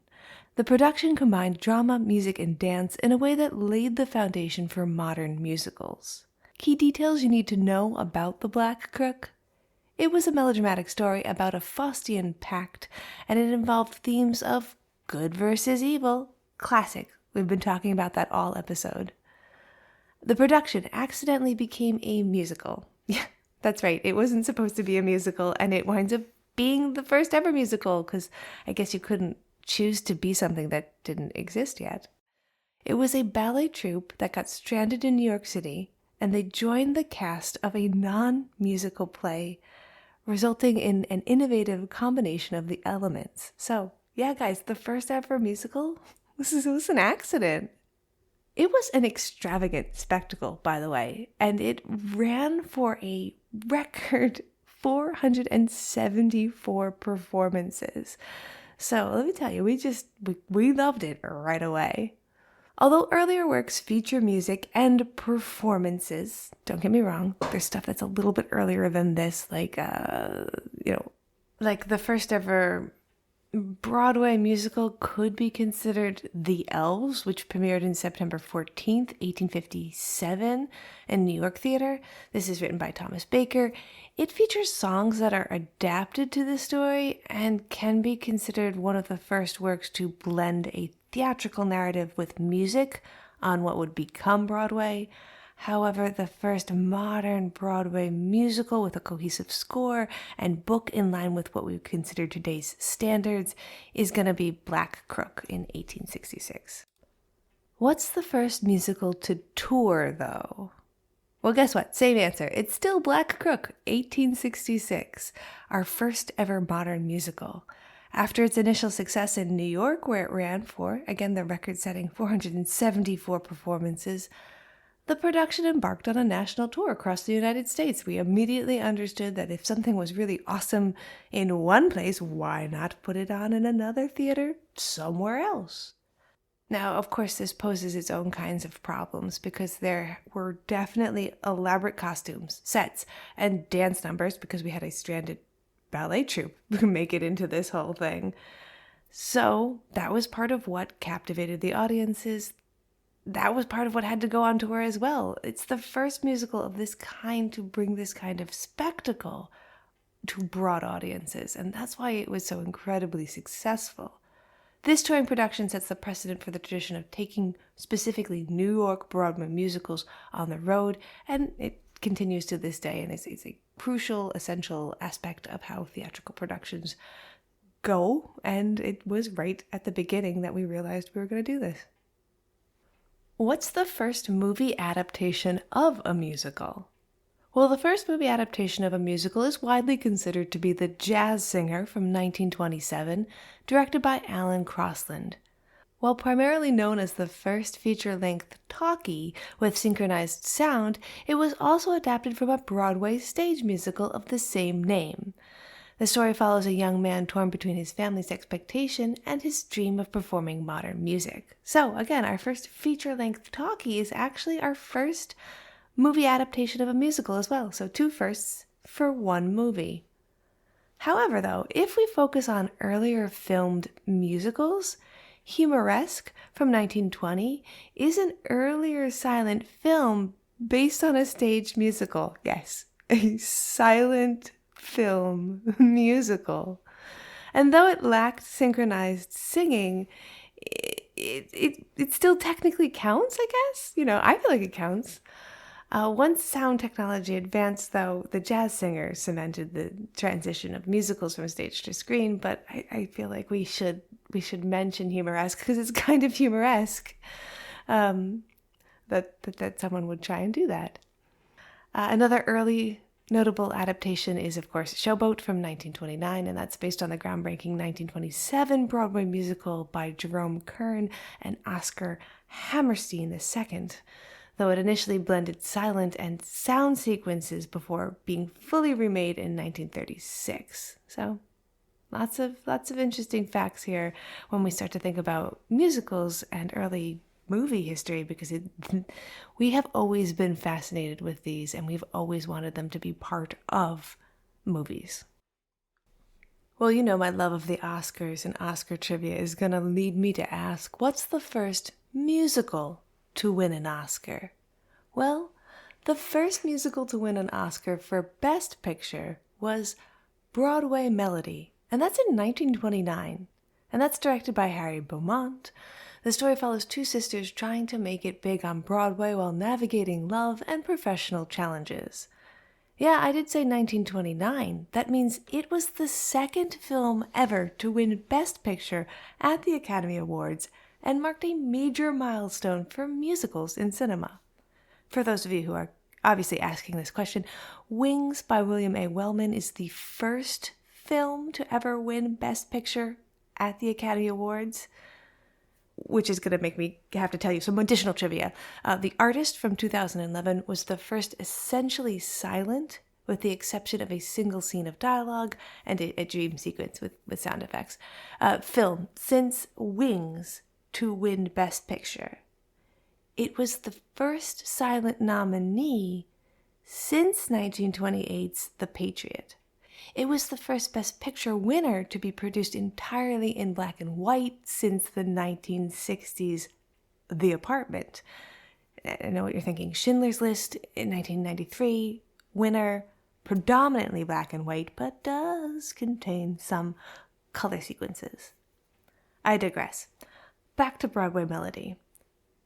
What's so super important about this, besides it being the first musical film to win Best Picture, an Oscar? It was the first all-talking musical. Now I know you're going to be a little confused here because I mentioned The Jazz Singer as the first ever adapted musical into movies. So how could this predate that? Great question. The Jazz Singer is not considered the first, quote, all-talking musical, end quote. That distinction belongs to Broadway Melody, the Broadway Melody. And here's why. The Jazz Singer does feature synchronized sound, and it's famous for its musical numbers, but it is primarily a dramatic film with sound rather than a full-fledged musical. The majority of The Jazz Singer is still silent, and sound is used only during key musical sequences and moments of dialogue. It marks a revolutionary shift in cinema with its incorporation of synchronized sound, but it doesn't have the sustained musical numbers that would define a traditional musical film. Broadway Melody, on the other hand, was the first film that was a full, all-talking musical, meaning the entire film was synchronized with sound, including both the dialogue and the musical numbers throughout. The entire narrative was built around music, performance, and song, aligning with what we would think of as a traditional musical today.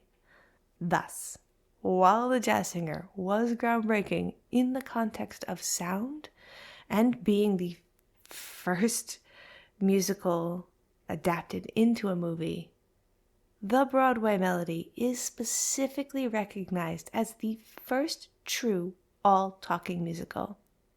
And its win at the second Academy Awards highlighted the growing importance of musicals in Hollywood and paved the way for more lavish productions in the 1930s and beyond. And considering how well Wicked is being received, I would definitely be surprised if we don't see a musical-heavy Oscar award season. Adding to those questions, I did want to know who was the first actor and actress to win an Oscar from being in a musical, and not to my surprise at all, Fred Astaire for his performance in The Bandwagon in 1953, one of the most prominent musicals of its era. That got him an Oscar. He's the first actor to win an Oscar for a musical performance. And then, again, not too surprising, Judy Garland is the first woman to win an Oscar from a musical for Meet Me in St. Louis in 1944. She didn't win it for The Wizard of Oz in 1939, but, this is another MGM classic musical that earns her significant recognition. Also worth noting, and I probably should have thrown into the bit about Broadway Melody, The song from Broadway Melody, written by Arthur Freed and Nacho Herb Brown, won the Academy Award for Best Original Song at the Second Academy Awards in 1930, and that makes it the first song to win Best Original Song from a musical movie, a musical, like traditional musical, not just like the piano has music in it, but that's, Anna Paquin won for that, but that's not what I'm talking about. Anyway, Broadway Melody is a very, very important and notable Oscar trivia fact about musicals, so put that in your mind grapes and hold on to it if you can. And that's it. That's going to be all for the trivia and omissions for this episode. And I hope you found it as interesting as I did. That's it. That's our whole episode on Wicked. We could have easily kept talking for another 4 or 5 days. I mean, if you joined us in the after party after the Strange Darling episode on Movie Night Extravaganza, you'll see that we still talked for an hour with the group, and we're still going to do another episode in February for our Oscar coverage, as I mentioned earlier. Um, this was just a joyous conversation to get to have with such a wonderful person who is seriously articulate on everything that is going on in this entire universe, in this world, and who joyously loves it. I think for me, I could even enjoy talking about a movie as silly as, say, Twilight, if I was talking to someone for whom that was their ultimate fandom. It is hard to yuck that yum and really enjoyable to get to experience it, although to genuinely also enjoy it and now feel like I have nothing but this wonderful thing to continue to consume, and I get to fully look forward to the part two that will come out next year is like such an amazing gift to be given by someone who I get to work with weekly. So I deeply appreciate that, and I just want to continue to stand this with her. I will fight you on this. This is a great movie, and I thoroughly enjoyed it. And as always, thank you so much for staying all the way to the end. I really, really, really appreciate it. I I want to thank you guys for supporting us all the way into a season two, and I look forward to continuing to do this wacky, crazy thing that is podcasting. And I hope that each episode just a little bit better. Thanks, and have a good rest of your day.